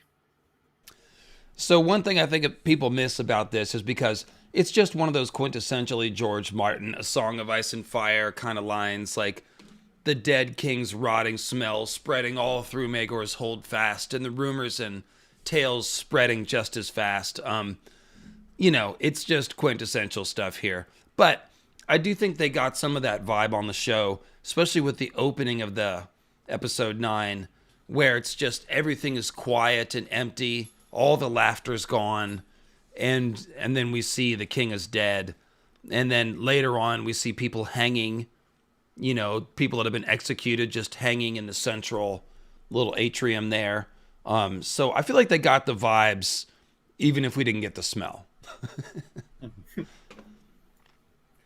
Well, one of the difference here is with Aegon's characterization, because just a few paragraphs were told that he didn't want to be king, that he would say, like, what brother would steal that from his sister, and that it took Sir Criston telling him, she's going to kill you and your kids and your wife and all and your whole family and all of that to get him going. And now here we are, and now he's making demands like a king, like, am I king or not? Where's my crown? Da da da da da. Whereas in the show, like, no, they play up the reluctance, the whole chase for Aegon, which honestly, I loved. I thought it was a brilliant move to do the whole chase for him and to see who could catch him first, and to try and mold him to follow their own path. I thought it was really interesting, Tim, the way that they took Aegon's reluctance and changed it from just more of a noble thing to sort of this like troubled character kind of a thing. I found it to be very believable. And while it doesn't quite make you sympathetic to Aegon because he does so much bad stuff, it does make him more understandable as a character. And I don't blame anybody for feeling sympathy for even these bad characters like Joffrey or Aegon, because they are children who are raised very poorly at a certain point. And you have to blame the parents pretty significantly. And there is an idea, like some people would say, like, well, who wouldn't want to be king? And it's like, no, when you get an idea of what it really means to be a king, maybe you don't want it. And especially if you don't have the temperament for it, or if you know that you're not in a position to lead, or you can recognize that, oh, well, if every bad thing that happens is going to be blamed on me. Think of like the Prince of Pentos. It's fun for a while until the first drought happens, and then you're sacrificed for it. And that's like for the King of Westeros. I mean, yeah, you're not going to be killed outright like that, but it is a slower decline. When things go bad, they can go really, really, really bad. And Aegon sort of recognized that and just was like, no, I don't want that. I don't want that responsibility. I don't want that weight on my shoulders. It's kind of like if we think like superheroes, like your Superman types versus like your Spider-Man types, the ones who are more willing to take on that responsibility versus the ones who are kind of more reluctant to do it and have to be goaded and prodded into that position. Whereas book Aegon comes off as a lot more petulant. For show Aegon, it takes until that moment, till the actual coronation, for him to turn and see the cheering crowd. And it's then and only then that he has his 180. But and then also... Oh, sorry, Tim. I was just saying, that's such a powerful moment, but go ahead. Mm-hmm. And I'm saying, like, when the way the show did it, it gives us more of that. I always think of that line from Tyrion. It's hard to put a leash back on a dog after you put a crown on its head. I think the show version of Vince did a much better interpretation of that of when Otto and Alicent are looking at him. They're like, yes, there he is. He's doing it. Oh shit, he's doing it. Like, then the realization comes on of like, we're never going to be able to control this kid now. Yeah, you could see that look crossing the face of Otto and Alicent during the coronation. Very skillfully done. And Otto's line about there's never been anybody who didn't like the taste of absolute power, which he said about Daemon earlier, coming back around.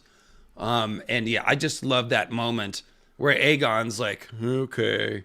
And then he's like, wait, I like this. I'm the king. Ah. And it's so good because it's such a great example of performative acting. There's no words. Everything is left completely to Aegon's mannerisms, his facial expressions, his body language, as he overcomes that reluctance into this and to this false sense of bravado up until Rhaenys pops up with the dragon, where he thinks, like, for one shining moment, like, yeah, I'm a rock star type deal.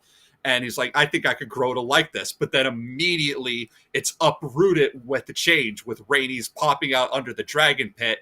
And we had said, like, what's important in these moments are optics. And what just happened is Aegon has just been declared protector of the realm. And immediately something happens where people are hurt and he couldn't protect them. So as he's coming around onto this and embracing the idea of being a king, it's only lasts for a few seconds before it takes a gigantic punch to the face.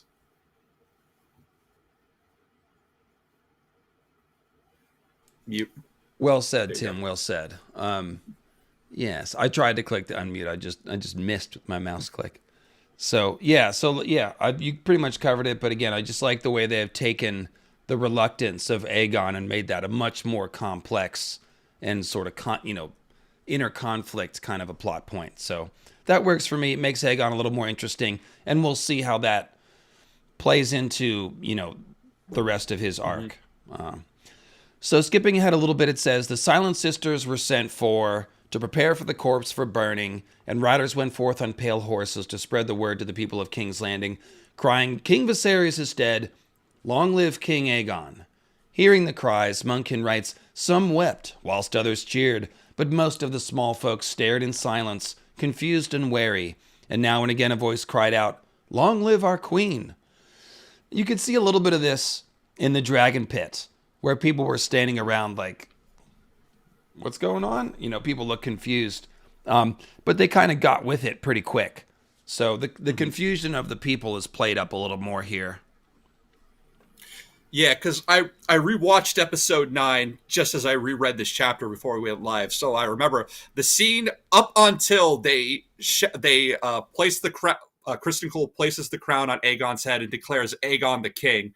Before there's that first clap, it is a very, very awkward scene. Like, it's silence. Like, you can hear a pin drop. You hear people just like coughing because no one knows what to make of it. They were just like, I was just heard it in here. This was not what I wanted to do with my day. And I have no idea what's going on.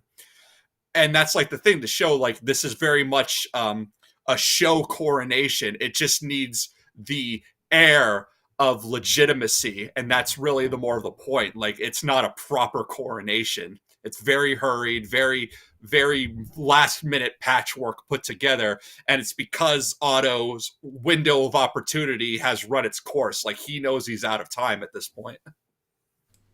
Exactly, and it says just that here. It says, meanwhile, hurried preparations were made for the coronation. The Dragon Pit was chosen as the site.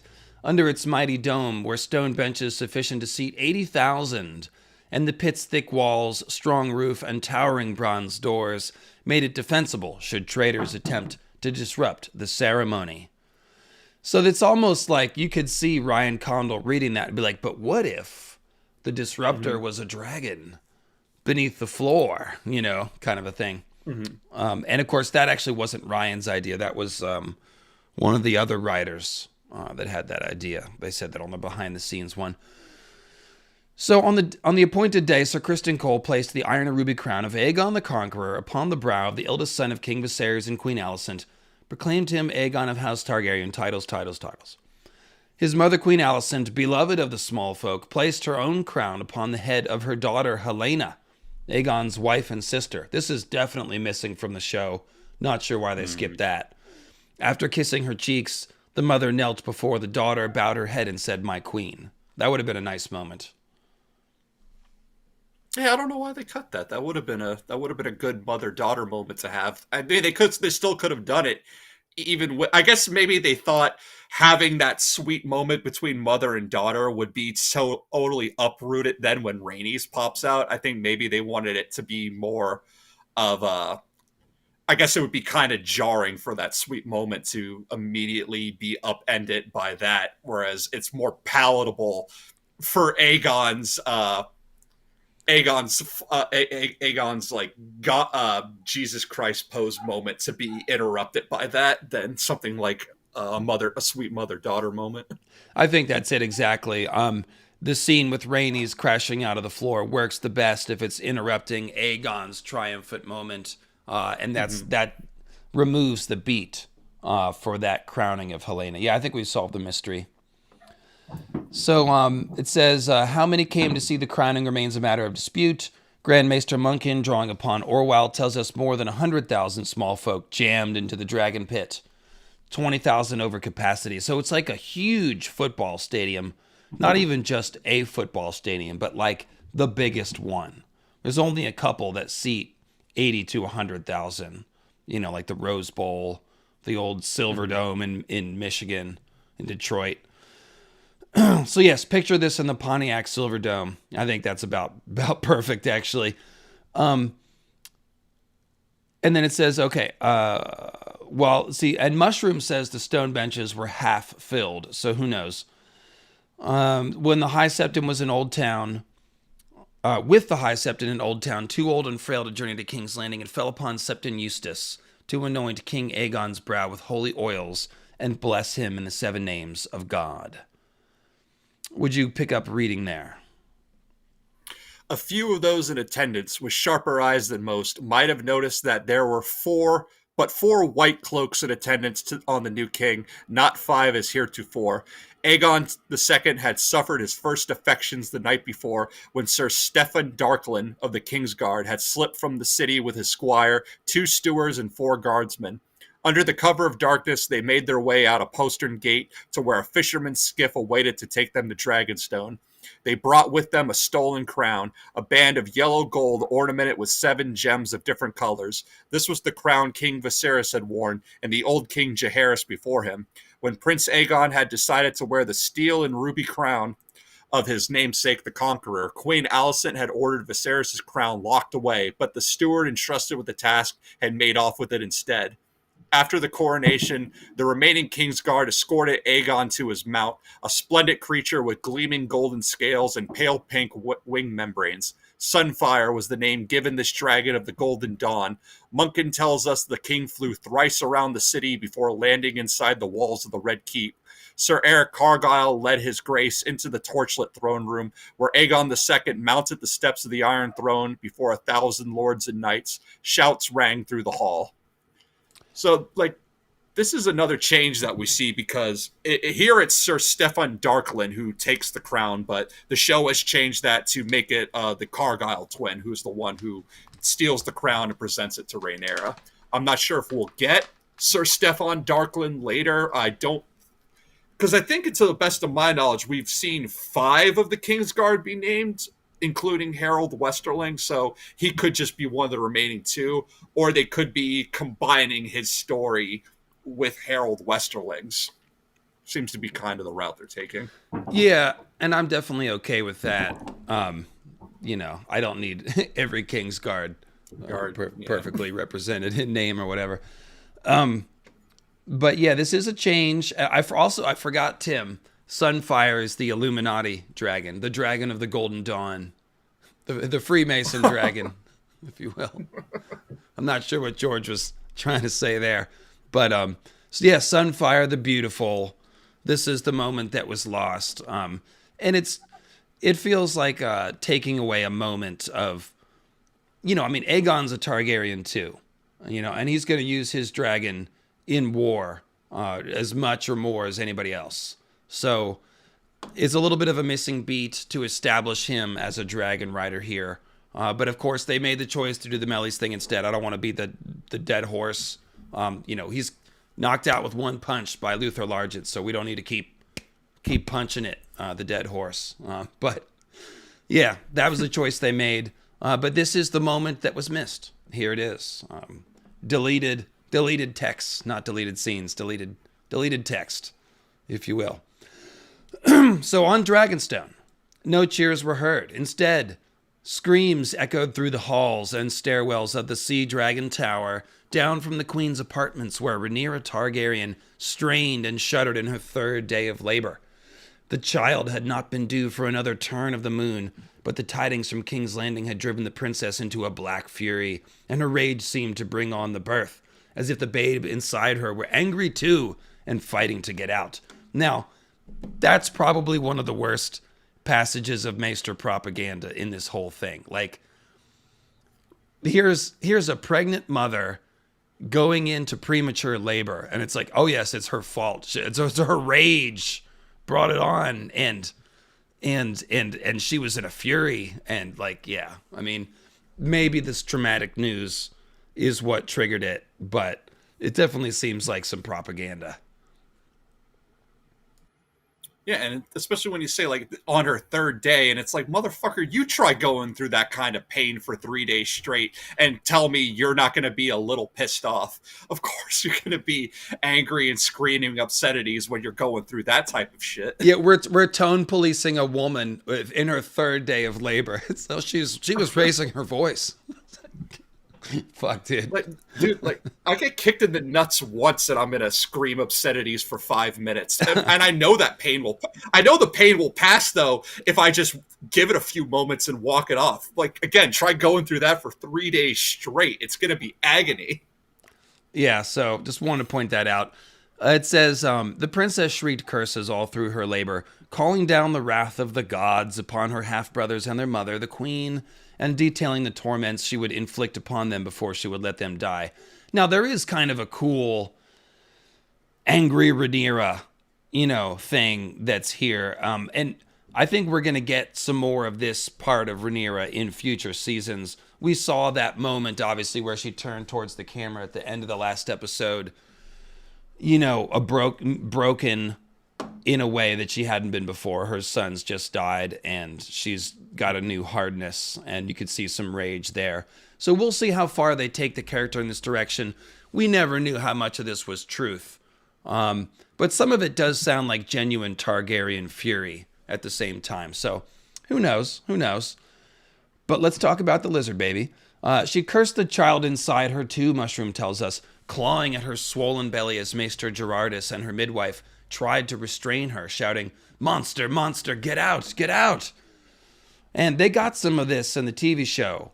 They downplayed the lizard baby thing, although we did find out later it was meant to be a lizard baby. Mm-hmm. It's missing one leg, I think, and it's got scales, and the head and face are weird. It doesn't have like bat wings or a tail, but it's not a normal baby, and it's not just a premature baby. So it is a lizard baby. And of course, Emma Darcy's performance, as we discussed that week, was amazing. Just the raw intensity of it. Not only her miscarrying and being pregnant and doing it herself, but also giving like battle commands and shit. That was just nuts. Yeah.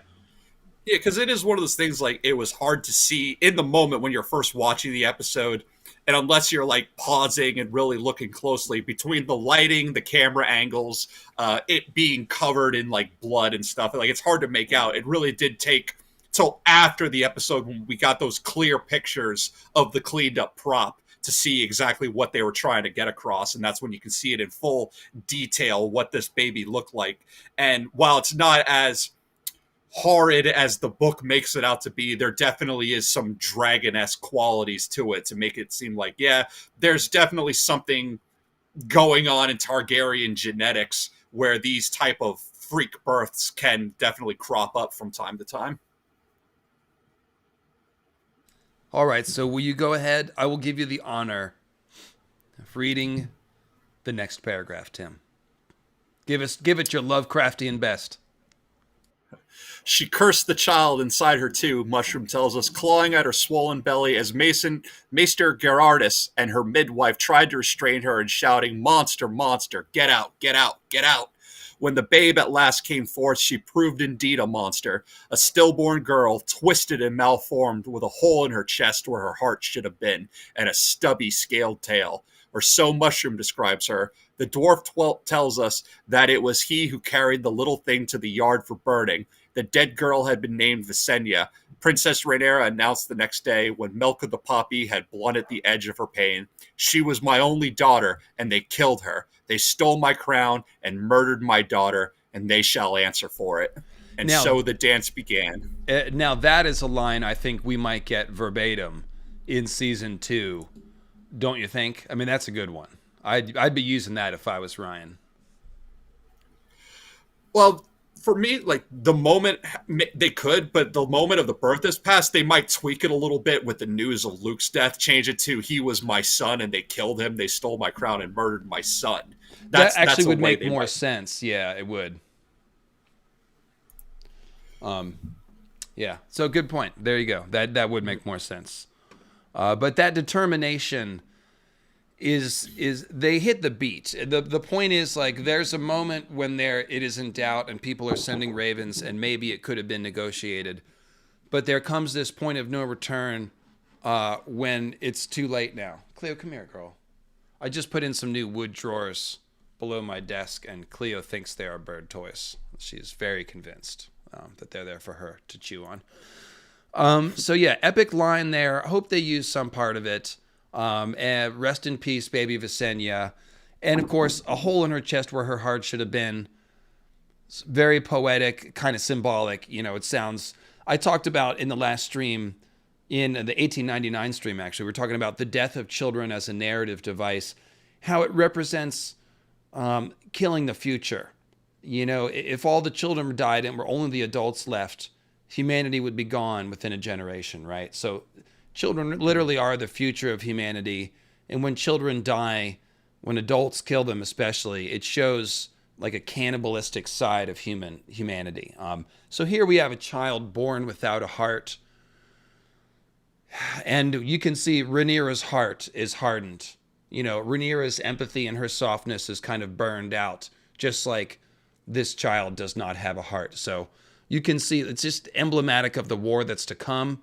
The empathy is gone, and only the dragons and the deformations and the deaths are kind of remained, I guess you could say. Not the deformations, maybe the wrong word. The corruption of all the natural order. You know, people failing their responsibility. People, you know, fighting wars against their family and against their brothers and sisters. All that kind of stuff. A perversion of everything that is, you know, peaceful and right and good, if you will, in the light of the seven, of course. Amen. So the dance began as the princess called a council of her own. The Black Council, the true telling names that gathering on Dragonstone, setting it against the Green Council of King's Landing. That's so catchy. Those maesters are good at branding. Rhaenyra herself presided, seated between, and can't you picture the maesters sitting around for like a day and a half trying to come up with a perfect cutesy name for these fucking things? I totally can.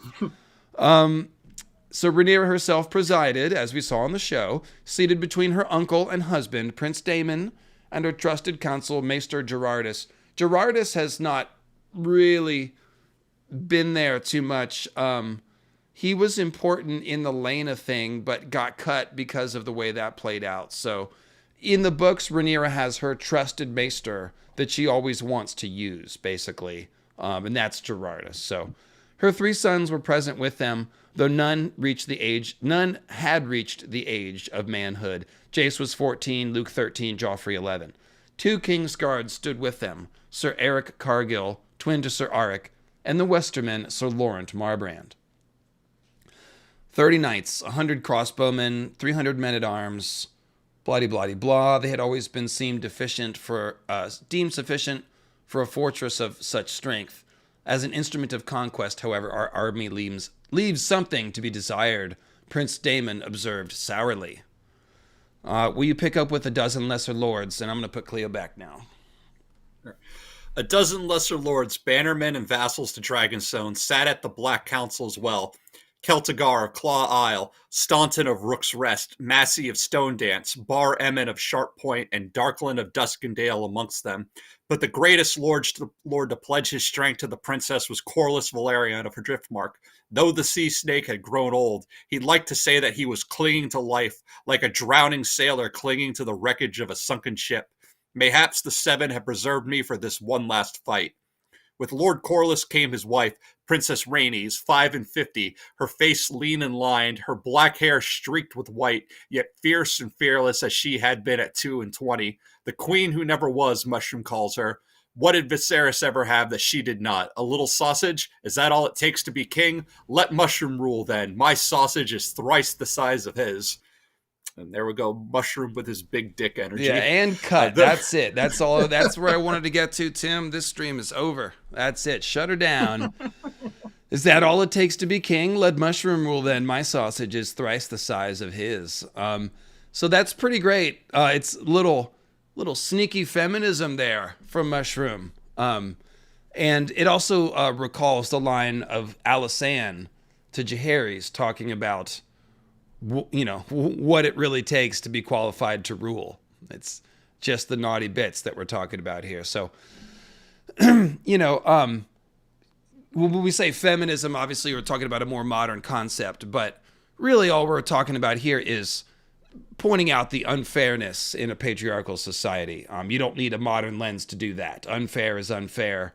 And, there are moments when Martin has characters put their finger or their sausage right on the topic, So that was one of the best lines in Fire and Blood, to be honest. So those who sat at the Black Council counted themselves loyalists, but knew full well that King Aegon II would name them traitors. Each had already received a summon from King's Landing, demanding they present themselves at the Red Keep to swear oaths of loyalty to the new king. All their hosts combined could not match the power the High Towers alone could field. Aegon's Greens enjoyed other advantages as well. Old Town, King's Landing, and Lannisport were the largest and richest cities in the realm. All three were held by the Greens. Every visible symbol of legitimacy belonged to Aegon. He sat the Iron Throne. He lived in the Red Keep. He wore the Conqueror's crown, wielded the Conqueror's sword, and had been anointed by a Septon of the Faith before the eyes of tens of thousands. Grand Maester Orwell sat in his councils, and the Lord Commander of the Kingsguard had placed the crown upon his princely head. And he was male, which, in the eyes of many, made him the rightful king, and his half-sister the usurper. Excuse me. Against all that, Rhaenyra's advantages were few. Some older lords might yet recall the oaths they had sworn when she was made Princess of Dragonstone and named her father's heir. There had been a time when she had been well loved by highborn and commons alike, when they had cheered her as the realm's delight. Many a young lord and noble knight had sought her favor then, though how many would still fight for her now that she was a woman wed, her body aged and thickened by 6 childbirths? Always got to mention that, those maesters, was a question none could answer. She's not so skinny anymore, the people might not like her. Though her half-brother had looted their father's treasury, the princess had at her disposal the wealth of House Velaryon. The sea snake's fleets gave her superiority at sea, and her consort Prince Daemon, tried and tempered in the Stepstones, had more experience of warfare than all their foes combined. Last, but far from least, Rhaenyra had her dragons. As does Aegon, Master Gerardus pointed out. We have more, said Princess Rhaenys, the queen who never was, who had been a dragon rider longer than all of them. And ours are larger and stronger but for Vhagar. Dragons thrive best here on Dragonstone. She enumerated for the council. King Aegon had his Sunfire, a splendid beast, though young. Aemond One-Eye rode Vhagar, and the peril posed by Queen Visenya's mount could not be gainsaid. I love how it's still Queen Visenya's mount. That's epic. Queen Helena's mount was Dreamfire, the she-dragon who had once borne the old king's sister Rhaena through the clouds, the legendary Rhaena Targaryen. Prince Daeron's dragon was Tessarion, with her wings dark as cobalt and her claws and crest and belly scales as bright as beaten copper. That's a good-looking dragon right there.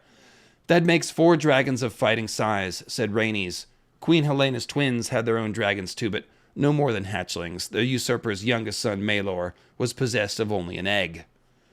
So let's go back here. Dragons thrive best on Dragonstone. Discuss, Tim.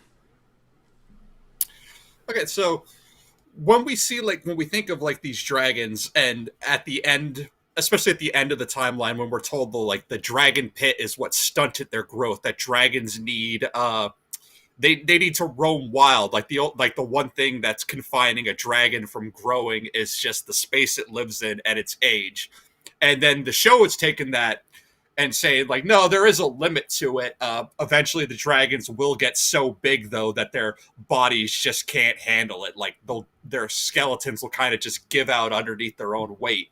And that's sort of something we see with Vhagar, with how she's kind of like she's old and she's big and she's strong, but she is kind of like flaking, and it takes a while to rouse her. And her landings they're not soft landings. They're like very, it's like trying to maneuver her.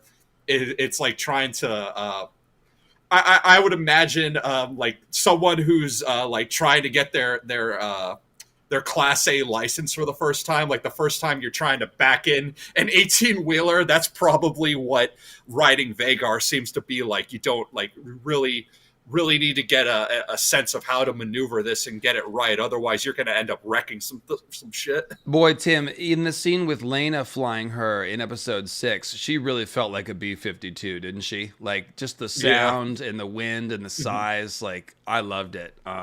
I loved all the money that they spent on Vhagar. I got no complaints here. And I love the thing about the dragons growing forever and becoming kind of vulnerable to that. Humans can't grow forever either. We stop growing at a certain age. And there is a genetic condition where you do keep growing. There was a famous NBA basketball player named George Muresan who played for the Washington Bullets. They were called the Bullets then, now the Wizards, in the 90s. And he was like 7'7", and growing.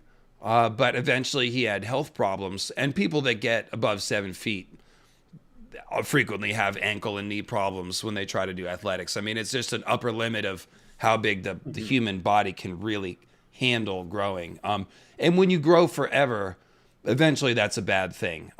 George Muresan died young because of that condition. So if dragons grow forever, they should eventually hit a point where it's not, it's actually harmful or makes them vulnerable. So I like how they're doing all that. Vhagar is still badass, but it makes her just a little more vulnerable, and not just like, the biggest dragon. Well, you can just walk around and kill everyone. Well, you got to like roust Vhagar out of her nap first and shit, So yeah. And it is something that happens in nature, like with snakes. A lot of things that confine them to growing to outlandish sizes is just the enclosures that they're kept in. I've had boas and pythons as a kid, and they can get pretty big, but eventually they'll just stop growing. But if I were to let them roam free, they could get bigger if something doesn't get them out in the wild. Same with I think it's lobsters. Lobsters are like theoretically immortal. The thing that if a lobster doesn't get killed by a predator or by humans, if it just lives to old age, it can go on. It just reaches a point where it can't molt anymore. And well, that's very true, Tim. But it's a horrible way to die because they just become prone to infection and all that kind of stuff. And I think the same would be for a dragon. Like when we think of Balerion in his final years, like how sluggish and stuff he got, like Balerion seemed like the type who's just like, just let me fucking die already. I can't do this anymore. This seems like his final year. Yeah, totally. And people are mentioning crocodiles grow forever. And many of them die of starvation when they get too big or the taxing weight on their bones. And Andre the Giant also had that condition. So shout out George Muresan, Andre the Giant, and crocodiles. All right. Actually, not crocodiles. They're kind of just killing machines. But that's okay. They have their place, I guess. So against that, Prince Daemon had Caraxes and Princess Rhaenyra Syrax, or Syrax, whichever you prefer, both huge and formidable beasts. Caraxes especially was fearsome and no stranger to blood and fire after the Stepstones. Rhaenyra's 3 sons by Laenor Velaryon were all dragon riders. Vermax, Arrax, and Taraxes were thriving and growing larger every year. Aegon the Younger, eldest of Rhaenyra's 2 sons by Prince Daemon, commanded the young dragon Stormcloud, though he had yet to mount him. His little brother Viserys went everywhere with his egg. Rhaenys, his own she-dragon, Meleys the Red Queen, had grown lazy, but remained fearsome when roused. Prince Daemon's twins by Laena Velaryon might yet be dragon riders too. Baela's dragon, the slender pale green moon dancer, would soon be large enough to bear the girl upon her back. And though her sister Rhaena's egg had hatched, a broken thing that died within hours of emerging from the egg, Syrax had recently produced another clutch. One of her eggs had been given to Rhaena, and it was said that the girl slept with it every night and prayed for a dragon to match her sister's. So we see that plot line in the books, and they've expanded that. Oh, George Mirasan is still alive. It's Manute Bol that is dead. Thank you for that correction. Long live George Mirasan. And rest in peace, Manute Bol. But yes, appreciate it.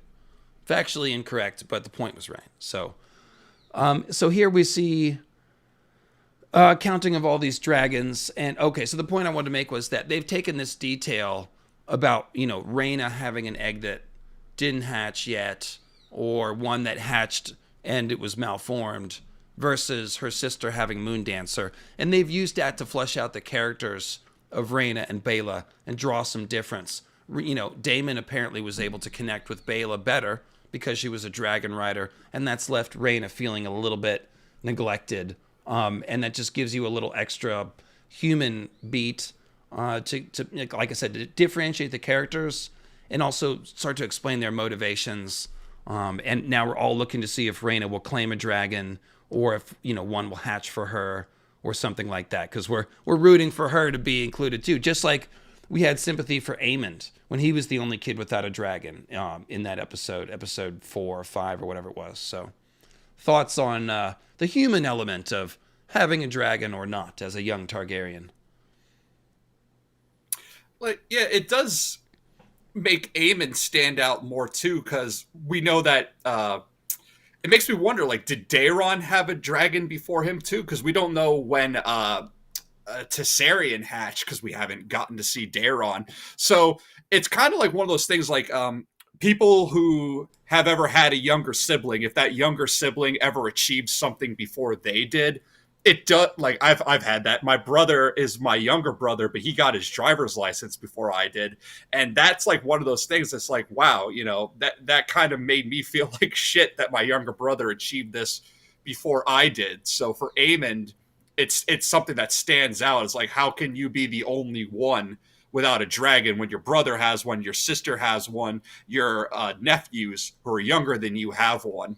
It's something that it can be a real defining moment to make you feel lesser than, and it's why though? I'm part of the same family. I have access to all the same things, all the same privileges. Why am I being left out on this? And then that's how it comes to with Baela and Rhaena. It's why, we're twins. Well, in the show, in the books, they're twins. In the show, I think they're differentiated the age a little bit, but still it's kind of a thing we're from the same family. Why does she have it and I don't? And I don't think they're not playing any kind of sibling animosity, but it is something that definitely can make you have sort of an inferiority complex. Then couple that with Daemon lavishing more attention on her because of that, and it becomes another thing of hey, this is something, again, I don't have this relation with my father the way she does, and it's because I don't have this. It really it hits kids hard, because it really makes you think what's wrong with me? Why don't I have it? Absolutely. And we're gonna see, Rhaena and Baela are gonna be with us for the pretty much rest of the story. So it's smart to begin to give us a little hook into their characters, so they're not just people standing around in the background. But we have an insight. Like I said, we're looking, when Daemon's talking about claiming the wild dragons, the camera cuts to Rhaena, and we know all the emotion behind that. So again, I continue to commend House of the Dragon for looking for these little clues here in Fire and Blood that they can tease out into entire characters and motivations. And I think they do a really good job with it. I put myself in their position all the time when I think about how they did it. And I'm just like, yeah, I would be happy if I had some of these ideas. So very cool. And here we get on to the next section where we're counting all the dragons here. So it says, moreover, 6 other dragons made their lairs in the smoky caverns of the Dragonmont above the castle.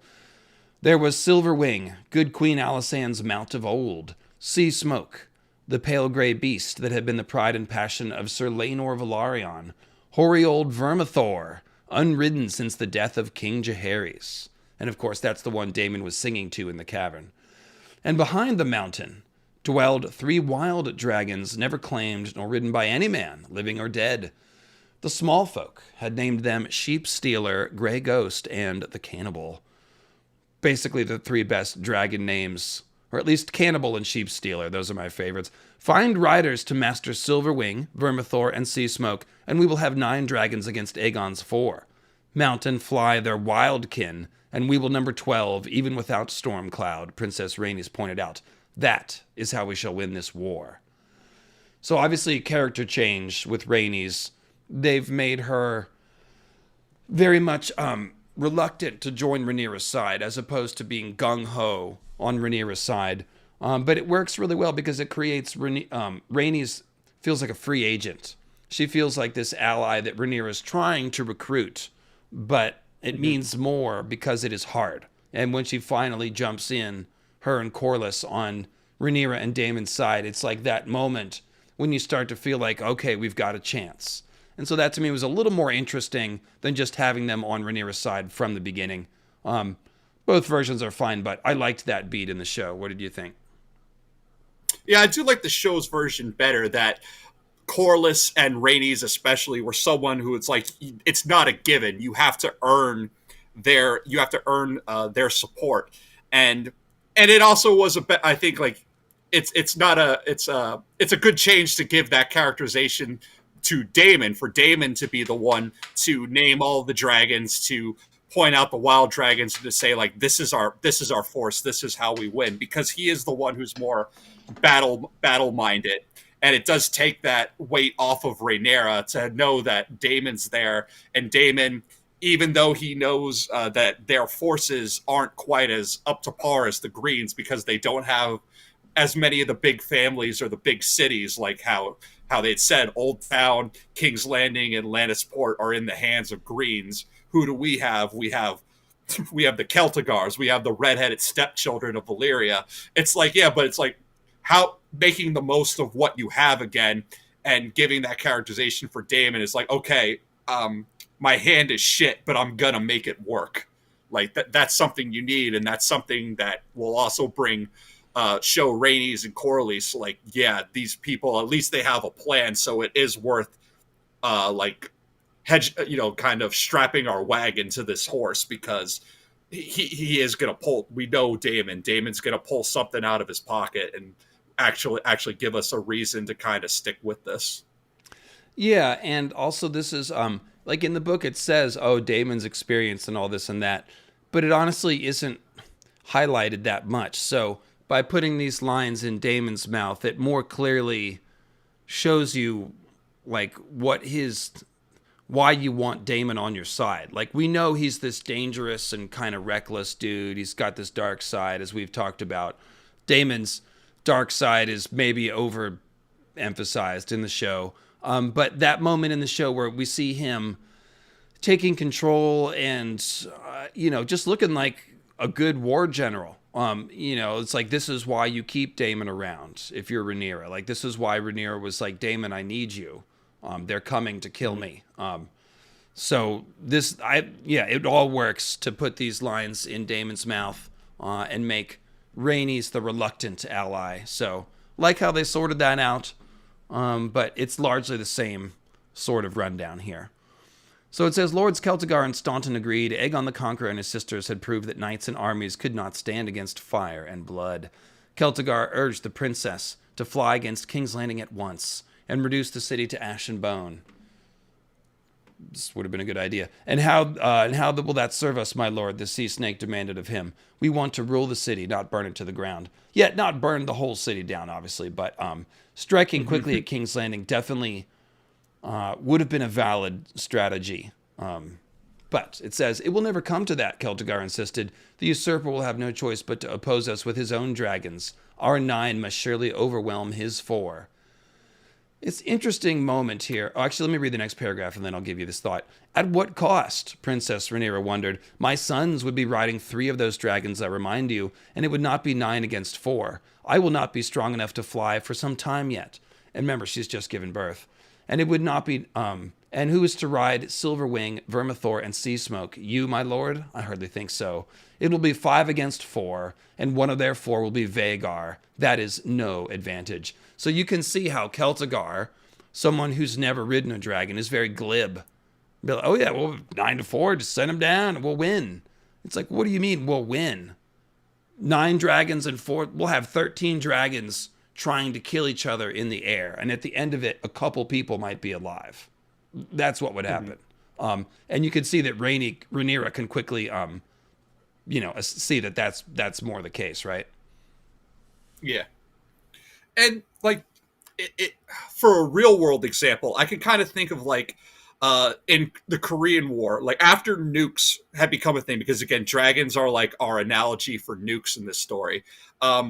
In the Korean War, General Patterson wanted to use nukes, and Truman had to be like, no, you can't escalate a regional war like this to the point of nukes, because then that just shows like, no, you can't go to the nuclear option once. But it is something that does come up where some people who have no idea of the ramifications of this just kind of throw out this really oddball idea of like, well, why don't we just nuke it or whatever? And it's like, no, motherfucker, because there's consequences to that. You can't just do that. You can't hit the button for every single problem that you're going to have. Some things need to be finessed, and that's what they're getting at here. And so, of course, it comes from someone who's never ridden a dragon, who's just be like, hey, why don't dragons just solve all our problems? And even if you were to strike King's Landing, we've seen like dragons cannot be controlled. You can't do like precision strikes with a dragon.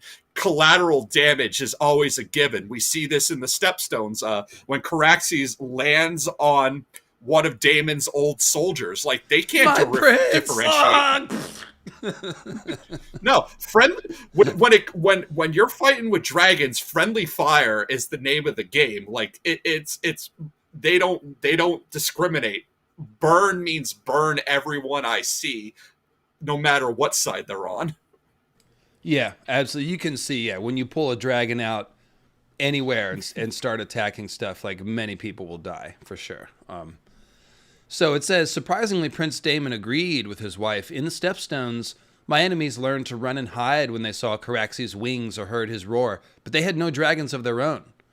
It is no easy thing for a man to be a dragon slayer, but dragons can kill dragons, and have.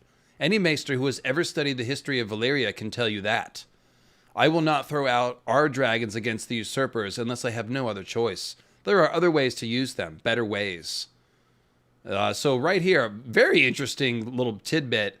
Any maester who's ever studied the history of Valyria can tell you that dragons can kill other dragons. So I've always wondered if the Dragon Lords of old Valyria periodically fought dragon civil wars, and I've always concluded that they must not have gotten too out of control, because we never heard about any of them, and Valyria's existence was apparently never threatened by them.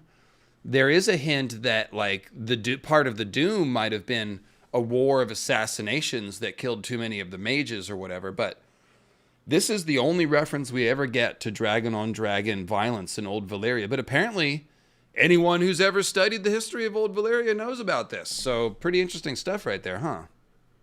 Mm-hmm. Like, when we think Valyria, and it's a kind of a Rome analogy, Rome did go through experiences of civil conflict.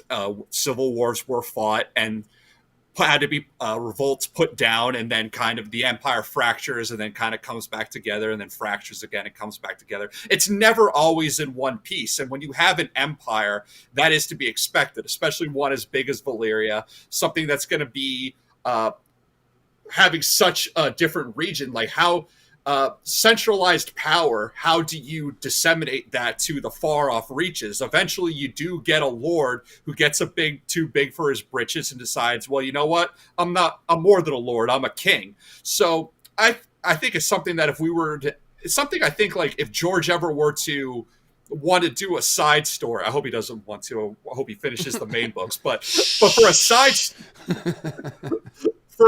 story, if you want to cover like Valyrian history, then I think it would actually make a lot of sense that Valyria did have points of civil conflict where Dragon Lord fought Dragon Lord and it had to be put down, and that there might have been moments where the Empire was a bit weak, and then that's when places like Geese or the Rhoynar or even places further east like start to kind of like go in and maybe kind of try and grab pieces, and then Valyria has to sort of come back together again and be realized, no, we got to put these squabbles beside us because there's a new enemy. Like that's very true to history as far as empires go.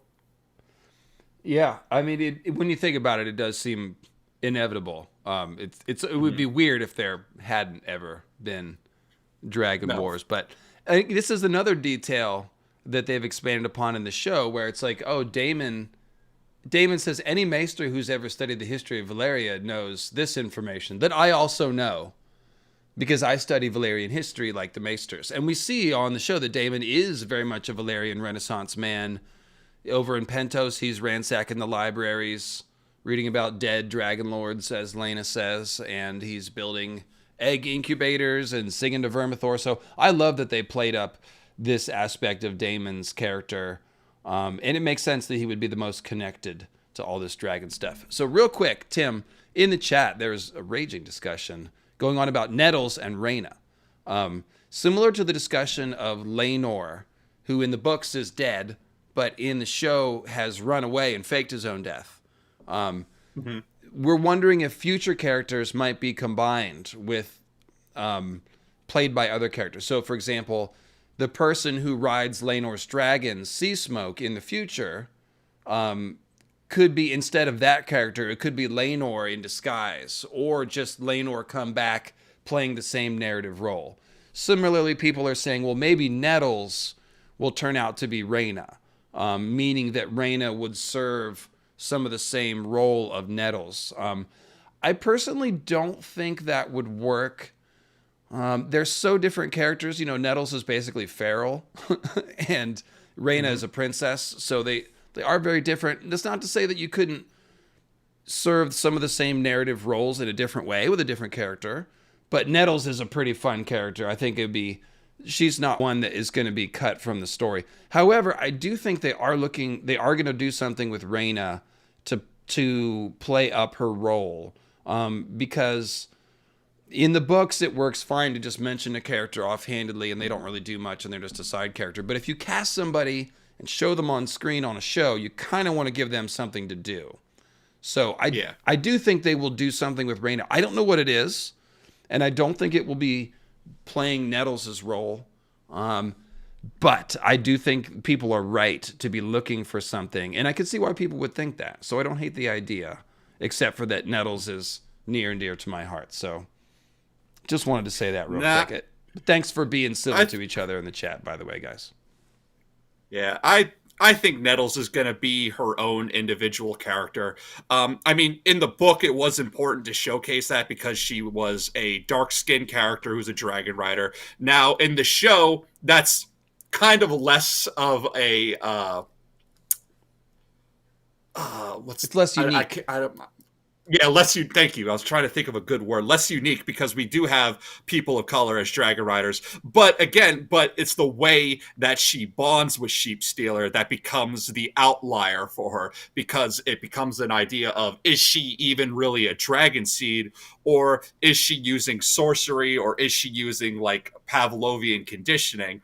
And because the thing that makes Nettles special, she throws the whole idea of Valyrian bloodlines being a prerequisite for dragon bonding. She throws that right out the window. And if you open up the idea that someone who's potentially not even Valyrian can bond with a dragon, then that shakes the whole foundation on which the Targaryen dynasty is built. It makes them seem a lot less special. So I think Nettles is going to stay a unique individual character. I couldn't see them merging her story. It's not like how I brought up earlier, like merging Harold Westerling with Stefan Darklin. That's a lot more. That's something I can see happening and be fine with. But to blend Nettles with another character, no. And as far as Laenor goes, I'm sticking to my dragon Wi-Fi theory, and I think Sea Smoke's next rider is going to be his own individual, because that, I don't want to go too much into spoiler territory, but that person is going to do things that I don't think Laenor really could do. I think there's more of a special uniqueness to him that Laenor didn't really have. That kind of disqualifies Laenor from coming back. Yeah, you'd have to change a few things about the character to make it work. So yeah, I tend to agree with that.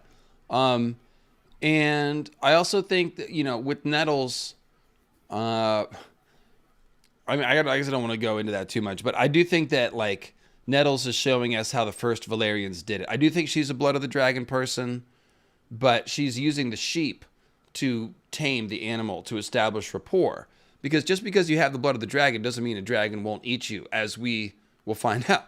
So the dragon still is not a slave and gets to choose its rider. And, the Targaryens in the dragon pit, with the dragon pit dragons, they can go down and choose a dragon more easily because they're around the dragons a lot. The dragons are all familiar with all the princes of King's Landing. They go to the dragon pit to take lessons. The dragon keepers handle the dragons. All this is going on. Trying to claim a wild dragon is completely different. And the first Valyrians, potentially did that. So Nettles is showing us how it might have been done, I believe. But it also does invite us to debate the whole blood connection thing altogether. Yes. Yeah. So all that's really important.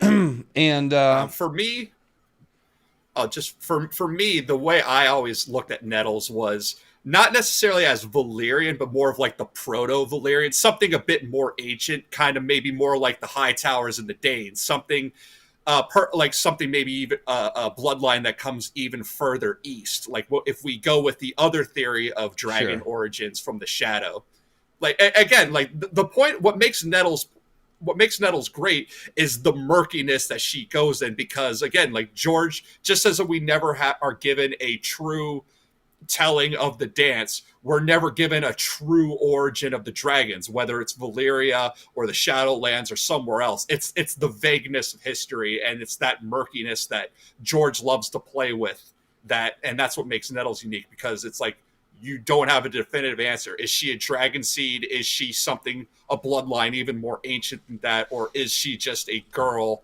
a normal person who was able to bond with a dragon? It's the uncertainty that makes her so intriguing.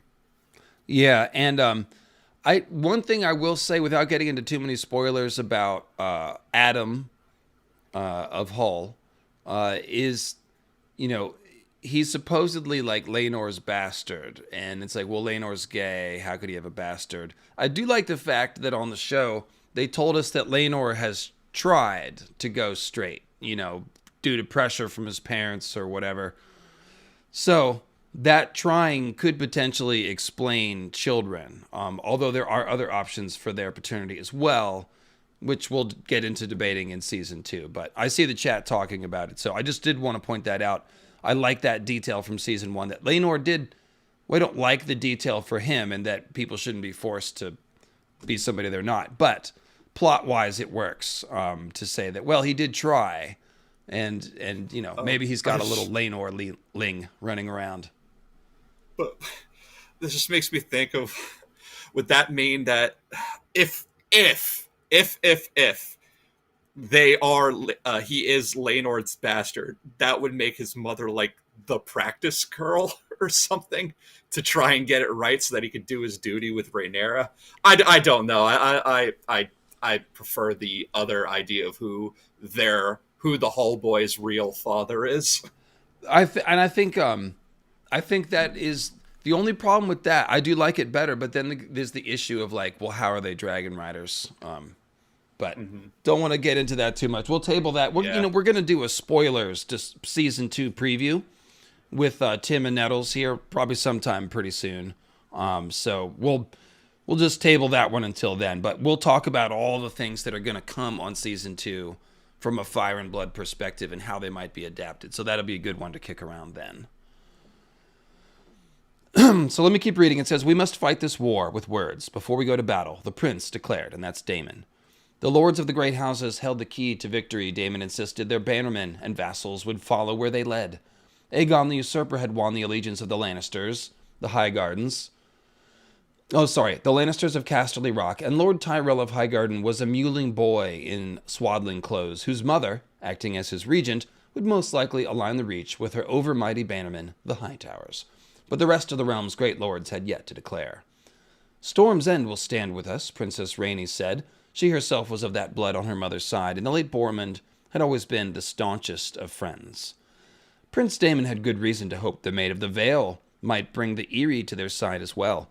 Aegon would surely seek the support of Pike, he judged, and we know that they did. That's the Red Kraken.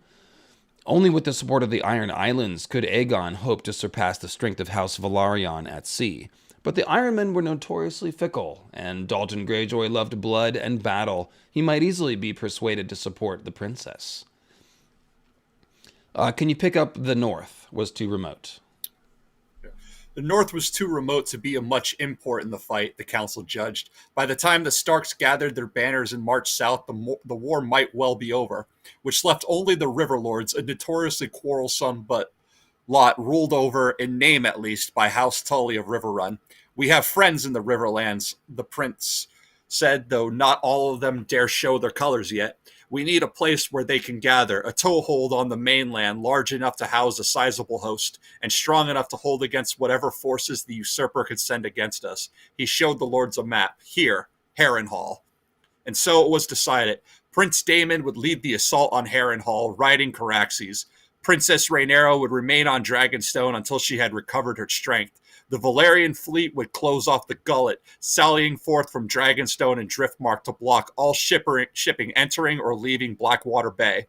"We do not have the strength to take King's Landing by storm," Prince Daemon said. "No more than our foes could hope to capture Dragonstone. But Aegon is a green boy, and green boys are easily provoked. Mayhaps we can goad him into a rash attack." The Sea Snake would command the fleet, whilst Princess Rhaenys flew overhead to keep their foes from attacking their ships with dragons. Meanwhile, ravens would go forth to Riverrun, the Eyrie, Pike, and Storm's End to gain the allegiance of their lords. Then up spoke the queen's eldest son, Jacaerys. "We should bear those messages," he said. "Dragons will win the lords over quicker than ravens." His brother Lucerys agreed, insisting that he and Jace were men, or near enough to make no matter. "Our uncle calls us Strongs, but when the lords see us on Dragonback, they will know for a lie. Only Targaryens ride dragons." Mushroom tells us that the Sea Snake grumbled at this, insisting that the three boys were Velaryons, yet he smiled as he said it with pride in his voice.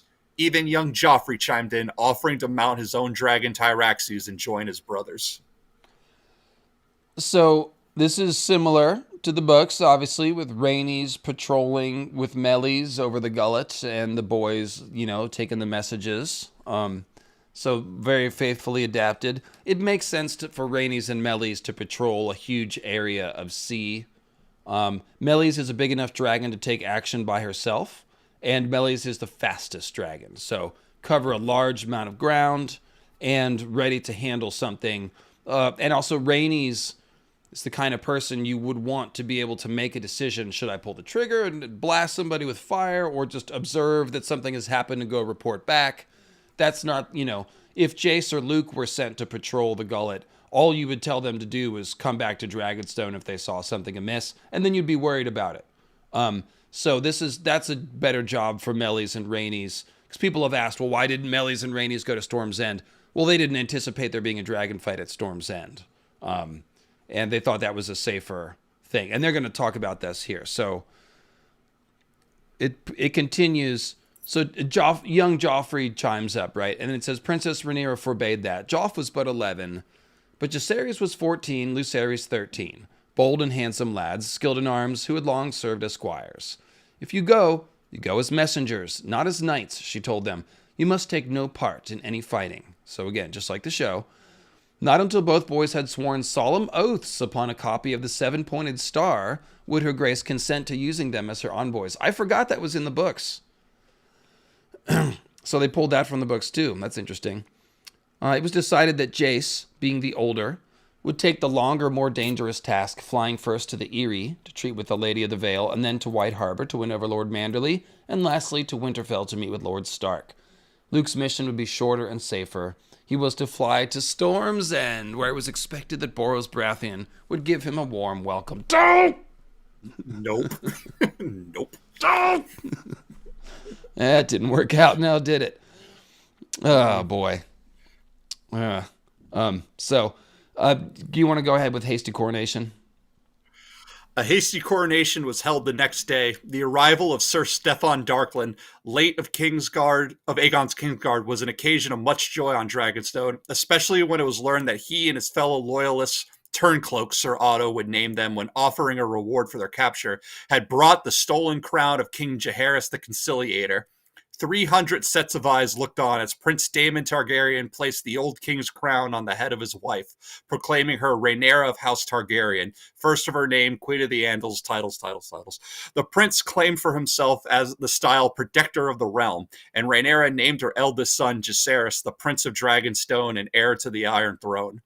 Her first act as queen was to declare Sir Otto Hightower and Queen Alicent traitors and rebels. As for my half-brothers and my sweet sister Helena, she announced, they have been led astray by the counsel of evil men.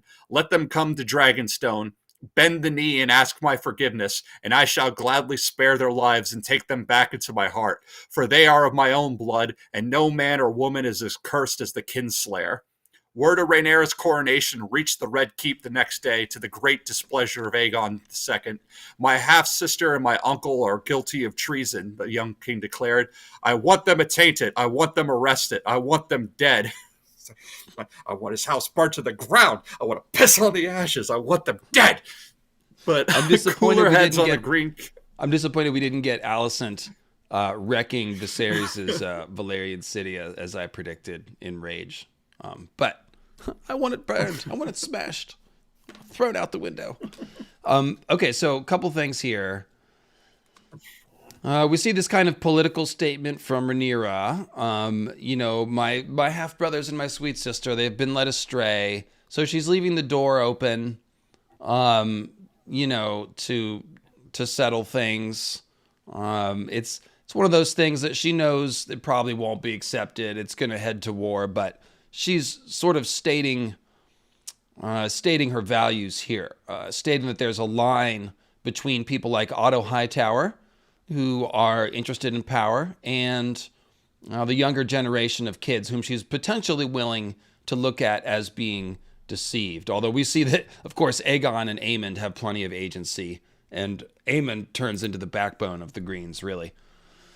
But yes, no man or woman is as accursed as the kinslayer. That's definitely a thought to put sort of just, pin up on the wall there. And then we see Aegon, of course, more petulant. So he's just like, I want them dead. There's no, mercy or anything there. But it says, cooler heads on the Green Council wish to parley.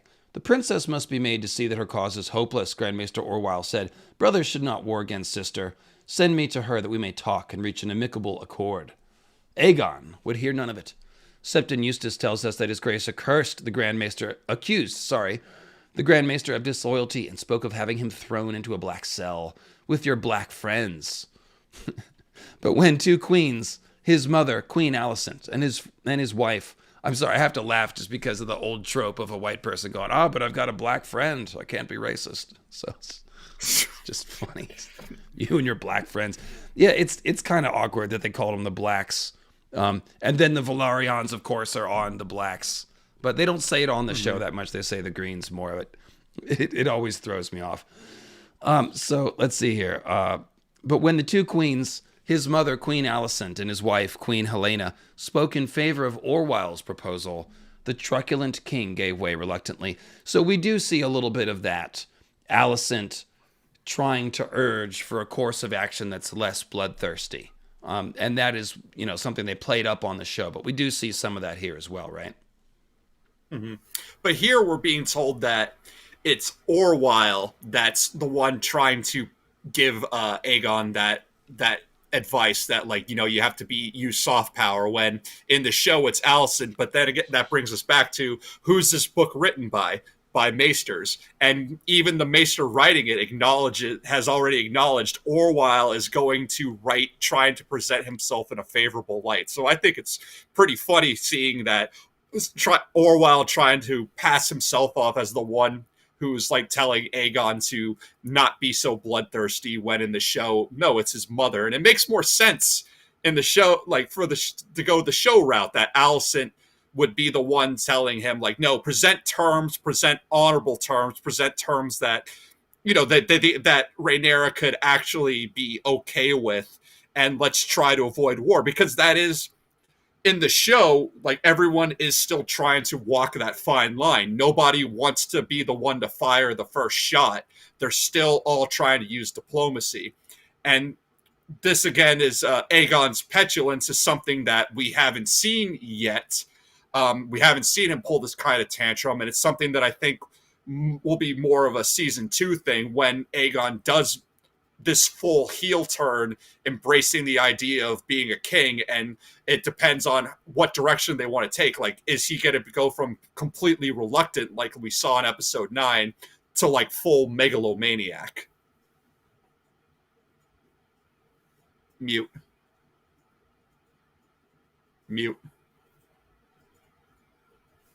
I was just agreeing, saying, yeah, they're doing a slightly different thing with the Aegon character, but it is headed largely to a similar direction.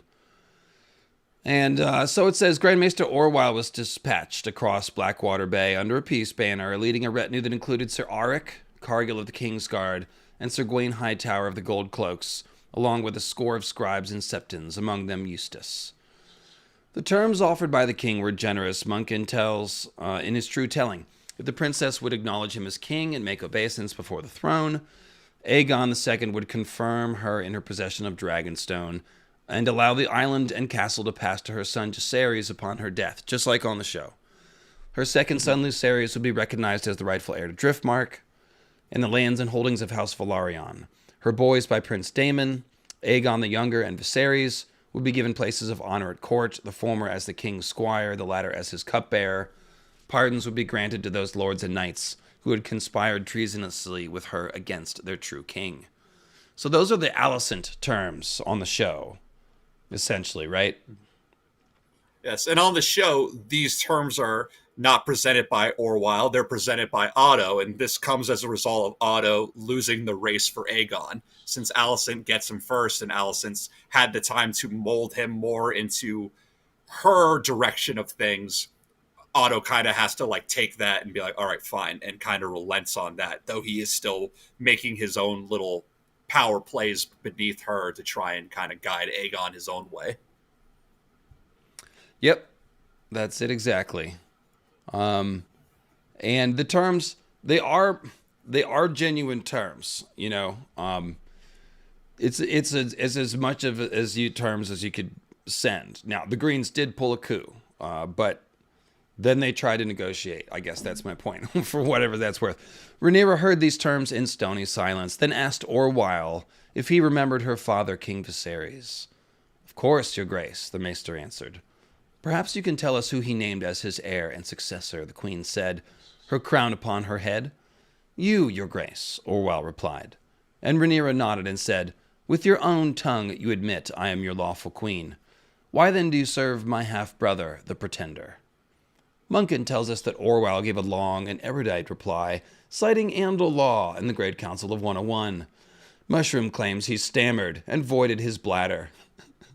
Whichever is true, his answer did not satisfy Princess Rhaenyra. A Grand Maester should know the law and serve it, she told Orwyle. You are no Grand Maester, and you only bring shame and dishonor to that chain you wear. As Orwyle protested feebly, Rhaenyra's knights stripped his chain of office from his neck and forced him to his knees, while the princess bestowed the chain upon her own man, Maester Gerardus, a true and leal servant of the realm and its laws. As she sent Orwyle and the other envoys on their way, Rhaenyra said, "Tell my half-brother I will have my throne, or I will have his head." So, we definitely, like I said, do want to see some of that side of Rhaenyra, if you will. It's a lot of steel there. So I do think that's coming. And this is the kind of scene that, if I were Ryan, I definitely would be looking to, stripping the chain from one Maester, putting it on the other when he's come to treat, asking him about the law. This is all something I could see show Rhaenyra doing for sure. Yeah, these are the types of things that I could see being like our season 2 cold open. The one after word gets back of Luke's death, like a last ditch effort by the Greens, one last showing of peace, one final way to like be like, okay, yeah, that happened, Luke's dead, but we got to throw like one last ditch effort to completely stave off the inevitable. And maybe that's when they can have Orwyle have this moment, because as it's written in the book, that moment side of same and past because Otto already did it. But I do see them trying to, like I said, I think one last ditch effort to really try and stave off the war before like things really go tits up and we're past that point of no return. Which but to be honest, I think we as soon as Vhagar chomped Lucerys, I think that's when we were at that point of no return. Mute. I was just saying Nana Chomp a bunch of times, just babbling about Vhagar. Everyone knows how I feel about that. So long after the dance was done, take it away. Long after the dance was done, the singer Lucian of Tarth would compose a sad ballad called Farewell, My Brother, still sung today. The song purports to relate the last meeting between Sir Auric Cargyle and his twin Sir Eric. As Orwyle's party was boarding the ship that would carry them back to King's Landing, Sir Auric had sworn his sword to Aegon, Sir Eric to Rhaenyra. In the song, each brother tries to persuade the other to change sides. Failing, they exchange declarations of love and part, knowing that when they next meet, it will be as enemies. It is possible that such a farewell did indeed take place that day on Dragonstone. However, none of our sources make mention of such. Aegon II was 22, quick to anger and slow to forgive. Rhaenyra's refusal to accept his rule enraged him. I offered her honorable peace, and the whore spat in my face, he declared. What happens next is on her head. What happened next was war. And that's the end of the chapter. Is the end of that chapter. Yep, there you go. That stole it from me. I'm sorry. What's that? I said I stole it from you. No, on the end of that I gave it to you. That was well done. Teamwork all the way. No, that was so you could. That's just what I wanted. It's a good little section of text, but not too long. And going through this gives you an idea of how they did this adaptation and what they changed, what they used, what they left out. So we got a really good sense of that. And yeah, I think like I said, a couple of these lines will come back around and be recycled. But all the beats are there. There were these moments when the war could have been avoided, but things went a different way, and instead we got a family civil war, and the family has dragons, and that's the show. So hope you guys enjoyed that reading. Closing thoughts on the two coups. Like I said, I always enjoy a good coup. And I enjoyed really both versions. I think all the changes really were changes that functioned to give the characters a little more individuality and to give them all moments for us to get inside their heads. So we saw that little line about Eric and Auric having a farewell. Well, that probably gave Ryan the idea to create that scene in episode 9, where they're discussing Aegon's fitness to rule through the whole, through a running period of 10 or 15 minutes. And so that's essentially what they would have talked about when they each tried to persuade each other to the other side, like it says in Fire and Blood. So again, we see one sentence in Fire and Blood turn into a whole interesting plot element. in House of the Dragon. So, closing thoughts on episode 9, how they did the adaptation, and just the whole scene. Closing. So it was good to go back and reread this chapter to get a sense of what they used, what they didn't use, but also what they could potentially use when we get around to season 2. Because it gives us a lot for those who weren't in the know. I mean, I'm sorry, it might have been a bit of spoiler to get, but we really didn't go into too much spoiler territory. It just gives you a sense of what to look forward to in season 2, because these are things we're very excited for, that we can look forward to. When Jace meets with, makes it to the Vale, makes it to the North, the courting of Dalton Greyjoy, when we start expanding the world, because we've been very much rooted in King's Landing and Dragonstone and occasionally the Stepstones. But for the most part, like, we've only been to a few places. Season 2 is when we're really going to start branching out and see more of Westeros. And that's when we'll start seeing, like, the names that we're more accustomed to, Stark and Greyjoy and Aaron and Tully and all of that, and how those characters will play out, and how a lot of those houses, like, some things are changed, but also a lot of things are also kind of the same. House Tully never quite has a firm hold on the Riverlands. House Greyjoy is always going to House Greyjoy. It's very exciting to see. It's very exciting to think about, and to know, like, think about, like, what direction are they going to take us, and what things that happened in this chapter are going to come back and be tweaked and be and come back to us on this. I also think it's good thoughts, and I also think it's interesting to see how they have taken these 1-lines and 2-line passages and turned them into whole characters. So now, if you wanted, you could go on and read the next bits of Fire and Blood and look for those kinds of sentences that sound like they could be a window into a whole personality. So yeah, it's interesting to unpack the process a little bit here. We always try to understand storytelling on this channel, and I think you guys always enjoy that. I do have a super chat here that is pretty much on topic with Rhaenyra, so let me ask this. This is from Books or Bread. Something I haven't heard a ton of people talk about is the fact that Rhaenyra underestimated the stakes that the males in the ruling class of the kingdom would have in keeping the status quo.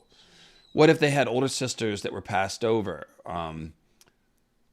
Their entire value as a person, everything they have, at least politically, is because they were the firstborn male. They had nothing to do for that, so if that specialness is taken away, they have nothing.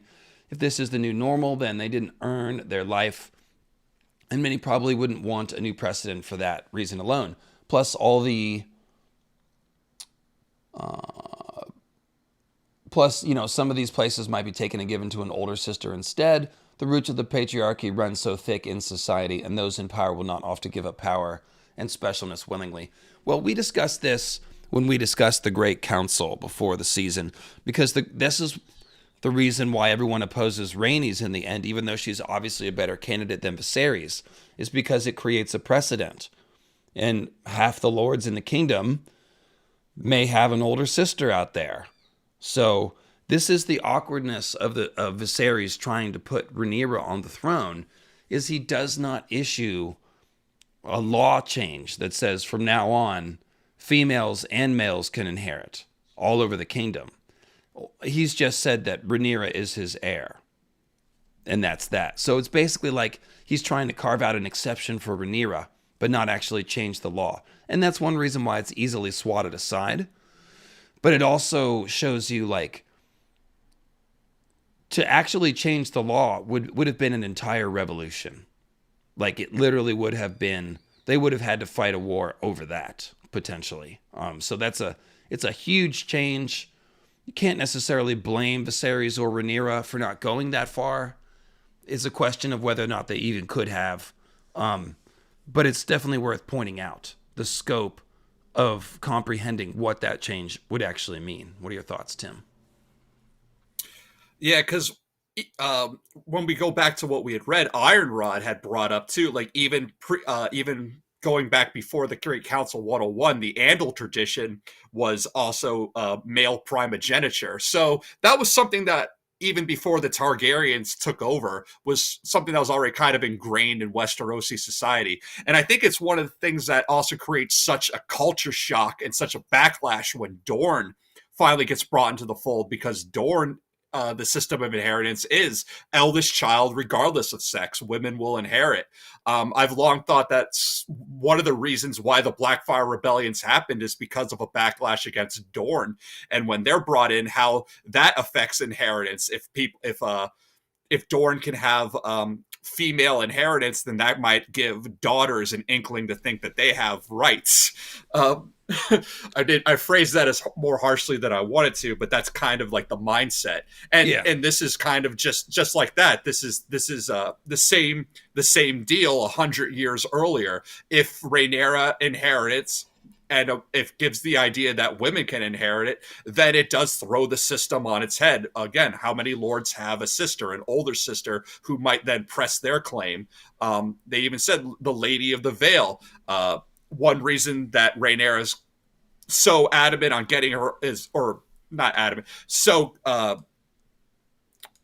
one reason that Rhaenyra thinks that Lady Jane Eyre is going to side with her is because she's a woman, and she knows that her claim over the Vale is shaky at best, because she knows that there's probably some male Aarons, someone in a branch family at least, that's gunning for her spot. Same with if Rhea Royce had lived, she would have inherited Runestone. That becomes Daemon's claim to it.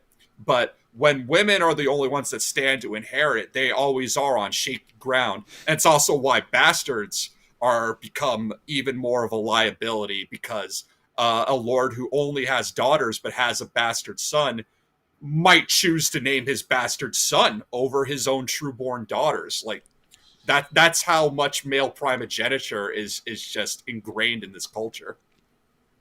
So, yeah, well said. And you know, I just wanted to, you know, and again, to the super chatter, it's worth highlighting the scope of the change that Rhaenyra and Viserys and Rhaenys are kind of fucking around with.